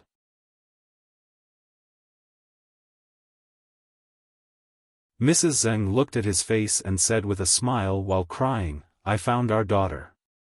After learning about what had happened in the palace on the night of the Lantern Festival and what had happened in the mansion today, Zeng Jing looked at his wife in disbelief and asked, "You mean that little handmaiden is our daughter?" Are you sure?" Mrs. Zeng glared at him and said, "She is my daughter, of course I can confirm it." Zeng Jing was also surprised by the sudden news. He stood up and asked, "Do you have proof?" Mrs. Zeng said unhappily, "I already said that she is my daughter, why do I need proof?" Zeng Jing smiled bitterly and said, "My good wife, don't hide it from your husband anymore. With your temperament, you wouldn't tell me if you didn't have proof. You must have poured the pigeon soup today on purpose." Mrs. Zeng covered her mouth and laughed. She said, "I really can't hide it from you. I asked Chunlan to cool the pigeon soup so that I could pour it on the child's feet so that she would take off her shoes and let me see her feet. Guess what? Her feet are still the same as when she was born more than 10 years ago, white and tender like 2 lotus flowers." Zeng Jing was slightly startled and asked, "Other than this, do you have any other proof?" Mrs. Zeng said, "After I gave birth to that poor child next to the woodshed, I was worried that she would be swapped. I checked her carefully before I passed out. There was indeed no birthmark on her body, but her body was as black as charcoal and her feet were white and tender. Isn't this proof? I don't believe that anyone could look like that poor child." Zeng Jing thought of that day that he would remember for the rest of his life. He thought of the blood across the alley and the chaos in his mansion. He remembered that his fierce wife had used the color of the baby girl's body as an excuse to accuse her concubine of giving birth to an evildoer. Then, she had secretly ordered a few stewards to steal the baby girl out of the mansion. Could that little handmaiden from the old brush pen shop really be his long-lost daughter? But shouldn't she have died long ago? He seemed to be thinking of something as his brows relaxed and furrowed, looking very troubled. Mrs. Zeng still felt a dull pain in her palm. She said, "Why are you hesitating, master? Hurry up and inform the Chang and local government, then think of a way to bring our daughter back." I tried my best not to tell her, thinking that everything would be fine once you came back. I can't bear to see my daughter being someone else's handmaiden for another day. You haven't seen that child. Her little hands are so rough that even I feel flustered when I touch them. I don't know how much she has suffered over the years. I heard from her that she does all the laundry, cooking, boiling water, and making tea in the shop. She even has to repair the shop door when it is broken. People like us don't order their servants around like that.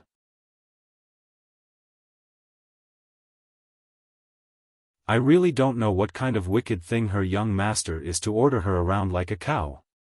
No, I have to go now. As she spoke, she thought of the evil young master of the Sangsang family. Her tears flowed again and she could no longer control her emotions. She walked out of the study, looking like she was going to the old brush pen shop to pick up her daughter. "Stop right there!" Zheng Jing shouted. After a moment of silence, he frowned and sighed. He said, "It would be easy if our daughter was really a handmaiden in an ordinary family. But do you know who the young master she is serving now is? That Ning Ke is not an ordinary person. He is the legendary owner of the flower-blooming calligraphy. He is highly favored by His Majesty. I just remembered that the name at the beginning of the chicken soup calligraphy was Sangsang." Mrs. Zeng was slightly startled. She had been distracted when she saw Sangsang in the palace that night and had forgotten about the Empress's introduction. It was only now that she realized that the immoral thing she had been cursing was not just any son of an unscrupulous official in Chang'an, but the person that the old master had often mentioned a few days ago. "I remember now. The Empress did mention Sir Ning's name." Mrs. Zeng said, "But so what? Even if His Majesty likes his calligraphy, it is only right and proper for us to bring back our daughter. Who would be unscrupulous enough to stop us? I think His Majesty would be happy to see this." Zheng Jing frowned and said, "But do you know Ning Ke's other identity?" "What identity?" "He is a student of the second floor of the academy." Mrs. Zeng asked blankly, "There is a second floor of the academy?" Zheng Jing said in a low voice, "There are many floors in the academy." Mrs. Zeng frowned and did not explain further, "What is the second floor?" Zheng Jing replied, "Those who can study on the second floor of the academy are all core disciples of the headmaster of the academy." Mrs. Zeng was even more confused as to why her master mentioned these completely unrelated things. She asked, "Who is the headmaster of the academy?" Zheng Jing looked at her and shook his head, sighing, "What a foolish woman. The headmaster of the academy is the headmaster of the academy." Hearing the words, "headmaster of the academy," Mrs. Zeng finally understood the severity of the situation. However, the strong desire to bring back her long-lost daughter was more important than anything else. She said angrily, "Even the headmaster of the academy has to be reasonable. Besides, my daughter is just a little maidservant now. What can he say if we give him more money?" Zheng Jing shook his head slowly. As an important official of the imperial court, he was no stranger to the name of Ning Quebec. He first heard about the disturbance caused by the blooming flower invitation, and then the shock caused by the academy's ascension of the mountain. However, what the officials in the imperial court were most concerned about was this person's identity as the wayfarer of the academy. Ning Ke was the person who brought the academy into the human realm. Therefore, His opinion would be very important when it came to the succession of the Tang Empire's throne. Zheng Jing knew that this person had a close relationship with the princess. As a member of the Empress's faction, he was very worried that bringing back his long-lost daughter would affect the Empress's arrangements. However, it was not convenient for him to say these words to his wife. After a moment of silence, he said, "Go to the palace tomorrow and listen to the Empress's opinion." Mrs. Zheng had never been to school and was not very knowledgeable among the first-rank noblewomen in the imperial court. However, after the tragedy in her early years, she had been taught and nurtured by the Empress. She had already changed from a weak and incompetent concubine to an opinionated housewife. Hearing her master's words, she raised her eyebrows and said in a low voice, "No matter what the Empress says, I must bring back my daughter." Mr. 13, Ning Ke, The Academy, Y. In the depths of the Qing Palace, the golden bricks emitted a trace of warmth in the air. The Empress looked at the letter in her hand and muttered to herself. Her beautiful and slightly charming brows could not hide the confusion and vigilance. This letter came from the general's mansion in Tuyang City. In the letter, Xiaofan mentioned some of the recent events in Tuyang City. He also said that he had decided to resign from all the official positions in the army and was ready to retire. He asked her to tell His Majesty his true intentions. Only a few people in the world knew the real relationship between the Empress of the Tang Empire and Xiaofan. The Empress was very clear about the stubborn and unyielding temperament of her brother who loved her dearly. What did the two people from the academy do in the wilderness and Tuyang City that made him so determined to admit defeat and retire?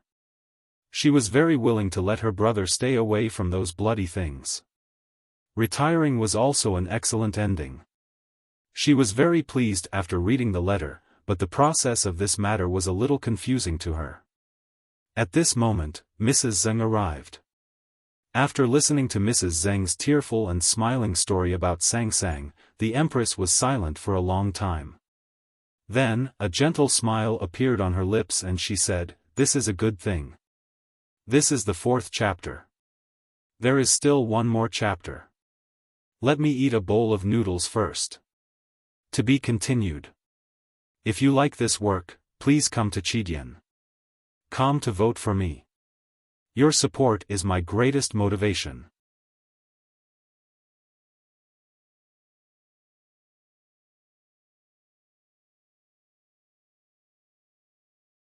Chapter 340. In a side hall of the palace, Li Yu reclined on a soft couch and held a teacup with her fingers. She said mockingly, "When I'm tired, there's a pillow behind me. When I'm thirsty, there's a few cups of tea. It's naturally a good thing that things can be done." The little eunuch in front of her lowered his head and did not dare to reply. Li Yu was the biological daughter of the former empress. She grew up in the palace and was intelligent and well-behaved. She was favored by many people and gained more respect from the people of the Tang Empire because of her marriage to the grassland. Many people in the imperial court thought highly of her, so no matter what happened inside or outside the palace, she was always the first to know. What else did the empress say? The little eunuch still did not dare to raise his head and reported softly, "Her Majesty said that she would support Mrs. Zheng to recognize her daughter. But since Sang has served Ning Ke for so many years, she naturally has feelings for him. She asked the Grand Secretary's mansion not to be impulsive and break off this relationship." Hearing this, Li Yu frowned slightly, remembering the rift between her and the human world when she stood up by the bonfire at the entrance of Northern Mountain Road. She felt angry for no reason and said coldly, "It took me 2 years to build some affection with that pair of master and servant. You actually want to take it away from me just by recognizing me as your relative?" The little eunuch did not dare to get up. He knelt in front of the couch and repeatedly kowtowed. After a long silence, Li Yu asked, "Are you sure that Sang is really the daughter of the Grand Secretary's mansion?" The little eunuch replied, looking at the expression of the Grand Secretary's wife, "It's 90% true. Do you have any proof?" "I don't know. Li Yu waved her hand to signal him to leave. She stayed in the hall and stared at the complicated and beautiful decorations on the beam for a long time. She was very clear that her previous anger came from her powerlessness, so she looked a little tired as she leaned on the couch. When she first invited Sang Sang to play in the Princess Mansion, Ning Kei was just a down-and-out scholar on Lin 47th Street. There were no utilitarian factors in their relationship. However, as Ning Kei gradually made a name for himself in Chang'an and became the core disciple of the headmaster of the academy, he began to represent the academy to travel around the world. It could even be foreseen that he could influence the succession of the imperial power of the Tang Empire in the future. Li Yu felt that her response was correct. When she thought of her acquaintance with the little handmaiden, she felt that there was an invisible hand helping her and her brother. However, who would have thought that at this time, Sang Sang suddenly became Zheng Jing's daughter, and Zheng Jing became that woman's loyal dog.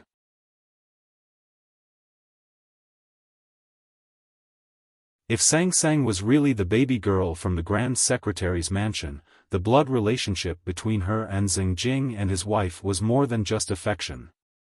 With such an inseparable relationship, what would Ning Kei choose when the time came to fight for the throne in the future? Thinking of this, Li Yu felt a little lost. Her heart was filled with the frustration of being abandoned by Haotian. In the old brush pen shop on Lin 47th Street. Back then, the steward who was hacked to pieces stole you out of the official of council's mansion and sold you to a human trafficker when old master was not paying attention. Now it seems that the human trafficker probably wanted to sell you outside the prefecture, but somehow he chose Hebei Prefecture. It was a drought, and he couldn't even take care of himself, so he left you in the wild. Mrs. Zheng looked at Sang Sang with tears in her eyes. She wanted to reach out and hold her little hand, but when she saw the big rag in her hand, she was worried that Sang Sang would not be willing. She could only nervously twist her fingers and look at Sang Sang expectantly. Sang Sang looked down at the toe of her cotton dress and said softly, "It seems to make sense." Mrs. Zheng hurriedly said, "Of course it makes sense. Child, do you believe that I am your mother now?" After a moment of silence, Sang Sang raised her head and asked seriously, "And then?" Mrs. Zheng was slightly startled and then said tenderly, "Of course, you will follow us back to the Grand Secretary's mansion. That is your real home. I have already ordered people to prepare your boudoir, and the maids have also been prepared. If you don't like the old ones in the mansion, I will ask the middlemen to bring the maids to the mansion tomorrow for you to choose." Sang Sang frowned slightly. She seemed indifferent because she did not know how to express her emotions at the moment. Grand Secretary Zheng Jing had been silently watching the scene of the mother and daughter reuniting. Although he was indeed quite happy, he was not as excited as his wife, since he had a child with his ex-wife. Especially when he looked at Sang Sang's slightly dark face, it was easy for him to recall the bloody day and the things that happened afterward. Although it was a blessing in disguise, he still did not like this memory. Moreover, as a high-ranking official of the Tang Empire, he had to pay attention to ethics and seniority. He was a little unhappy to see Sang Sang so indifferent in front of his wife. He said in an indisputable tone, "Go and pack your luggage. Forget it. I think there is nothing worth packing after all these years of wandering outside and suffering. Come back with us directly. As for the household registration, I will ask the Chang and local government to handle it. As for Ning Kei, I will ask the old chancellor to talk to him. There will be no problem." Sang Sang thought to herself, how could it not be worth packing after all these years of wandering outside and suffering? Then, she lowered her head again and looked at the toe of her cotton dress in silence. Her slightly dark face showed that she did not know what to do, because she was really at a loss at the moment. Sang Sang had once imagined what kind of people her parents would be, but it was just a natural association after seeing other people's children have parents. She did not know whether it was because Ning Kei was too competent as a guardian, or because the little handmaiden had too few requirements for this world, but she had never envied others for having parents. The first person she saw when she opened her eyes in this world was Ning Quebec. She had been living with Ning K all these years. It could even be said that there was only Ning K in her life and no one else. She was not used to the existence of others, but today she found out that she had parents. According to the customs of the world, parents should be the closest people, even closer than Ning Quebec. Didn't that mean that Ning K had become someone else? Finding her biological parents should have been a very happy thing. However, when Sang Sang thought that her life with Ning K could no longer be the same as before, she did not know where the happiness went. On the contrary, she was not used to it and even had a strong sense of resistance, so she shook her head gently. Mrs. Zheng was slightly stunned and then understood what she meant. She could not believe her eyes. Zheng Jing's face suddenly became serious. He could not understand how someone would be so rebellious as to not recognize her parents. Mrs. Zheng saw his expression and knew that he was about to get angry. She hurriedly stood in front of him and smiled at Sang Sang. She said gently, "I know this is too sudden and it is hard for you to accept it. Why don't you come back with us and we will recognize you as our adopted daughter? I believe that you will believe that I am your mother after a while." Sang Sang looked at her and suddenly smiled. She said, "I know that you will treat me well." Mrs. Zheng's heart almost melted when she saw the sincere smile on her little face. She reached out and took the big rag that Sang Sang had been holding onto. She held Sang Sang's hand and said lovingly, "Are you coming with us?" Sang Sang still shook her head. Mrs. Zheng asked puzzledly, "Why?" Sang Sang said, "Because the young master hasn't come back yet. When he comes back, I will ask him what to do. If he thinks that you are really my parents, then I will naturally recognize you and visit you often." Mrs. Zheng heard something else in her words and repeated in surprise, "Visit us often?"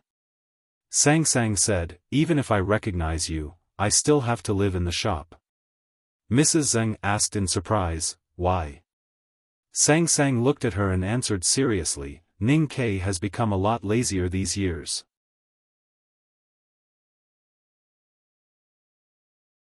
There are many things that he is unwilling to do and probably won't do. That is why I have to cook, wash, mop the floor and wipe the table. Sometimes when the stewards come to steal waste paper, I have to chase them away with a broom. I really can't spend the night in the Grand Secretary's mansion." Zheng Jing and his wife were stunned. They could not understand why a little maidservant, who had been working so hard, did not throw herself into their arms in tears after learning that she was the daughter of the Grand Secretary and had become a phoenix. Instead, she was determined to stay in the evil master's house and take care of everything for the lazy young master. What kind of magic did that guy called Ning K cast to make his daughter say such things? Sang Sang continued, "Besides, Ning K sometimes thinks too much and can't sleep well. He can only fall asleep when he hugs me. Sometimes, when I feel too cold, I like to hug him to sleep. That is why I can't sleep well when we are apart." Mrs. Zheng and Mrs. Zheng looked at each other and saw the shock and suspicion in each other's eyes. They wondered if something had happened between their daughter and Ning K over the years. But Sang Sang was still young and did not look like it. The door of the old brush pen shop was pushed open from the outside. Sang Sang knew when Ning K would come back, so she knew it was not him.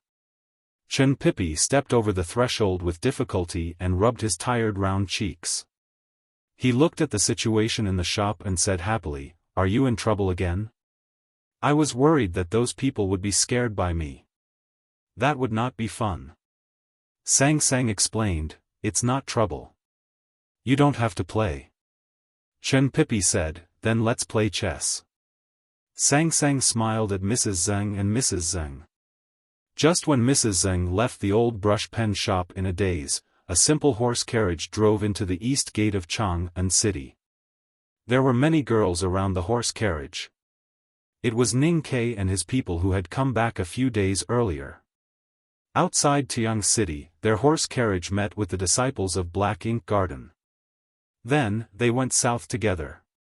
Today, these girls from the Great River Kingdom finally saw their famous city. Naturally, they could not help but be excited. A corner of the curtain of the carriage was lifted. Xiaofan, who was in a white dress, squinted at the scenery and people in Chang'an City. There was a faint smile on her slightly round and beautiful face. It could be seen that she was also very happy. Eldest brother rubbed his sore back and looked at Ning Kai, who was full of expectation and excitement. He asked with a bitter smile, "Youngest brother, why are you in such a hurry to return to Chang'an?" Ning Kai said seriously, "Senior brother, please don't make fun of me. Although I don't have the habit of choosing my bed, I can't sleep well when I leave home. So, I'm in a hurry to go home and have a good sleep."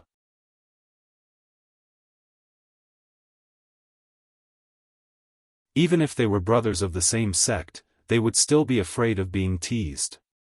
So, Ning Kai's words were not completely true. Only he himself knew the real reason why he couldn't sleep well and was in a hurry to return to Chang'an City. If he was not in the old brush pen shop, there would be no one to bring him water to wash his feet, no one to cook noodles with fried eggs, no one to hand him toothbrush, no one to laugh with him, no one to be sad with him. Without Sang Sang, he could not live without Sang Sang. To be continued. If you like this work, please come to Chidian. Come to vote for me. Your support is my greatest motivation.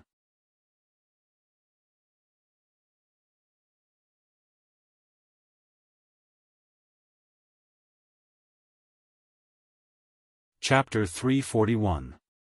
The snow had not faded, and the cold wind was still blowing. It was not yet spring, but the streets of Chang'an had begun to emit the fragrance of spring.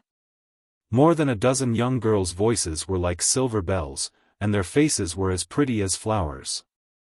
They looked at the streets and pointed at them, attracting the attention of many passers-by. The girls wore light-colored cardigan dresses, with wide, long, and gorgeous belts tied high. Their style was very clear, and the well-informed people of Chang'an quickly guessed that they were from the Great River Kingdom. The Tang Empire and the Great River Kingdom had been on good terms for generations, and the people of the two countries had an innate sense of intimacy. However, due to the long distance between the two countries, the number of people from the Great River Kingdom in Chang'an had gradually decreased.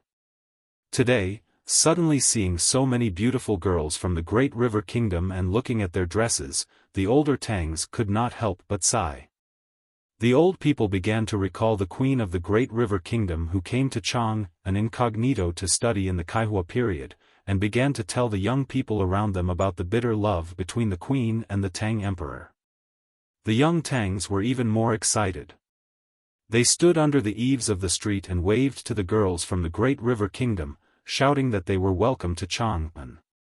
Some of the bolder ones even directly caught up with the team, running beside the girls' horses and asking for their names and addresses.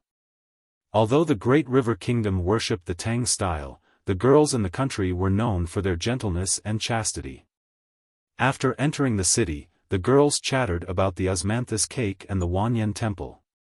When they came to their senses, they felt that they had forgotten themselves and their faces were hot. Now, being chased by the young Tangs and asked for their names, they were even more embarrassed and lowered their heads. Cat Girl looked at the young man who was panting and running beside the horses and saw the undisguised love and excitement in his eyes. She shyly buried her little face in the fluffy collar and thought to herself, "I'm so young, why are you so anxious?" Xiaofan, who was a little uneasy, smiled at the warm welcome of the Chang'an people. She put down the curtain and began to close her eyes to rest. Her sparse and long eyelashes slightly blinked, as if the uneasiness in her heart had not completely disappeared. But why was she uneasy? Ning Kai came to her side, lifted the curtain and looked out. Most of the academy's students who were practicing at the frontier fortress returned to Chang'an City with him. The rapid march over the past few days had really tired these students, especially Zhong Dajuan who was at the back. His face was pale and he was much thinner than before.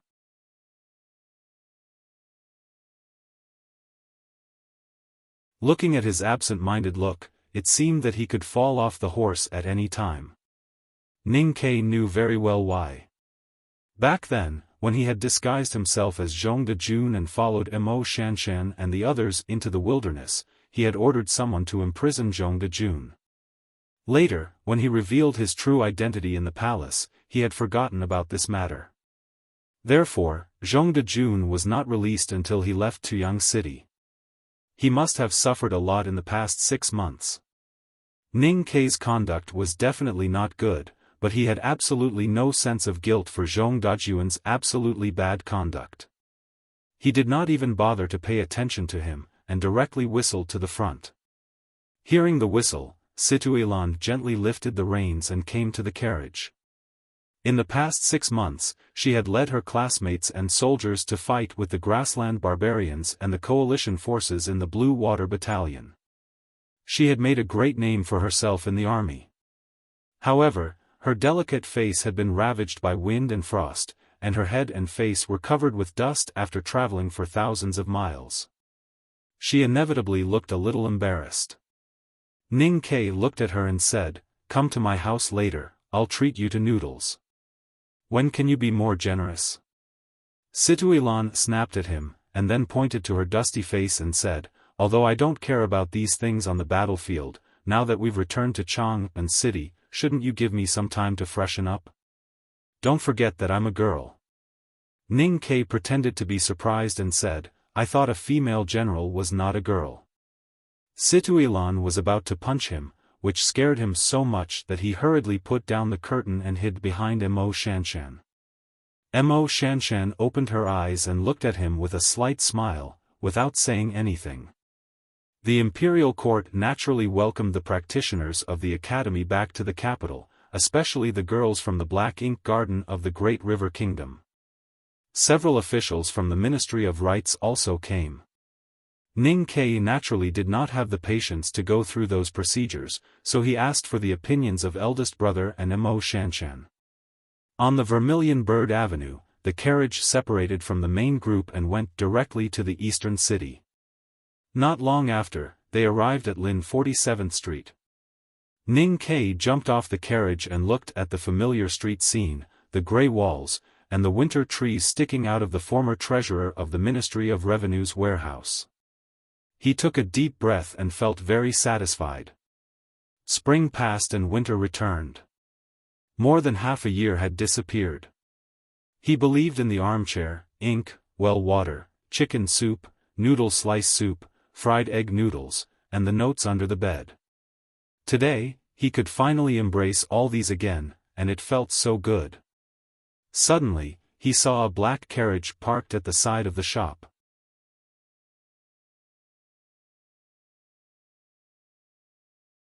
Looking at the dense fine lines on the carriage, he could not help but be silent for a moment. Then he nodded to the carriage and walked up the stone steps to open the door of the old brush pen shop. In the shop, Chen Pipi and Sang Sang had finished 3 games of chess and were eating noodles. Sang Sang was not a person who liked playing chess and gambling. However, since someone insisted on giving her money, she could not refuse his kindness and reluctantly played a few games with him. With the new notes with the smell of ink in her hands, she gradually forgot the loneliness and sadness brought by the departure of the 2 elders and the frustration brought by the Grand Secretary and his wife. Her mood became much better, so she made an exception and cooked 2 bowls of noodles for Chen Pipi and herself. At this moment, the door of the shop was pushed open, making a soft squeak. Sang Sang held the bowl of noodles with her head down and sucked the noodles into her mouth. She thought that the bottom of the door hinge was a little deformed and she had to find time to repair it. Suddenly, she felt that the footsteps of the person who came were a little strange and too familiar. She could not help but raise her head curiously.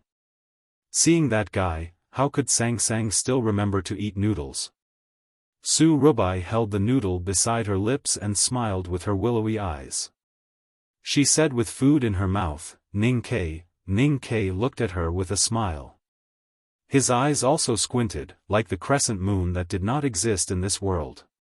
Sang Sang suddenly found that there were other people behind Ning Quebec.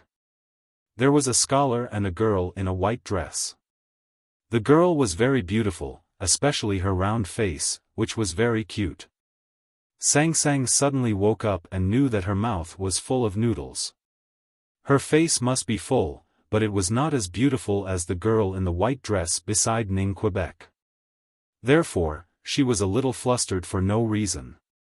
She hurriedly put down the bowl and stood up. With 2 slurping sounds, she quickly sucked the noodles hanging by her mouth into her stomach. However, she was almost choked by the noodles. She coughed and said in a low voice, "Young master, you are back." Then she looked down at the tips of her shoes and did not say anything. Mo Shanshan stood quietly beside Ning Ke, but a little behind him. She was invited to Chang'an by the eldest brother of the academy. She was a little happy, a little expectant, and a little uneasy. However, these emotions could not be seen on her calm face. She knew very well what she was uneasy about. Sometimes she even wondered whether she was looking forward to Chang'an because of Ning Ke or his little handmaiden. She followed Ning Ke into the old brush pen shop and saw the little handmaiden sitting on a small stool eating noodles. From the first time she saw her, she knew that it was the person she wanted to see. The little handmaiden was Sang Sang.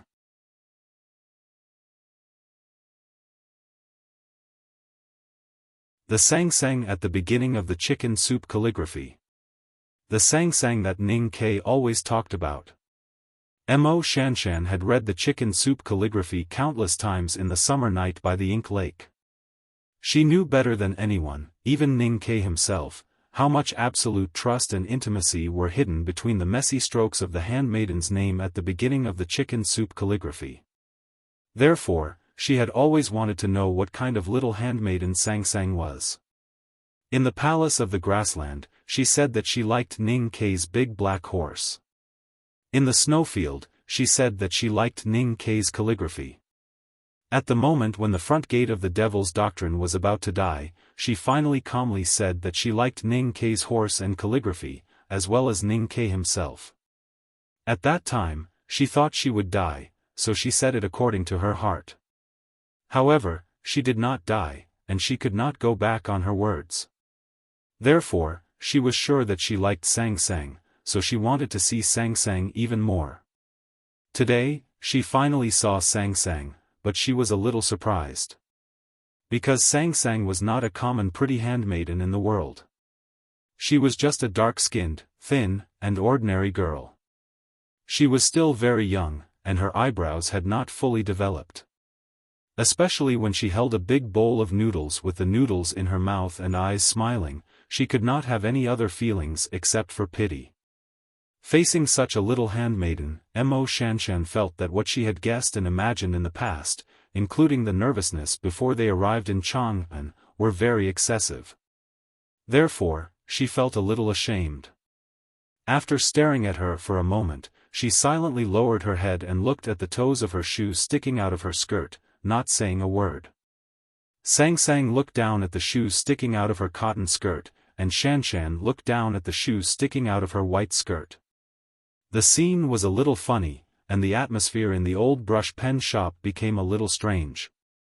Ning Ke was still immersed in the joy of seeing Sang Sang again, and did not notice anything at all. As for eldest brother, he was looking at the furnishings in the shop with his hands clasped behind his back. It seemed that he did not notice anything, but in fact, he sighed softly in his heart. Sang Sang suddenly came to her senses and hurriedly said, "Guests have come. I'll go make some tea." She bowed to everyone, and then picked up her bowl of noodles on the table. She snatched another bowl from Chen Pipi, who was also in a state of shock, and hurried back to the backyard. Ning Ke looked at her thin back disappearing behind the curtain, a little surprised. Although she looked as busy as usual after not seeing her for a long time, why didn't she come to hug him after such a long time?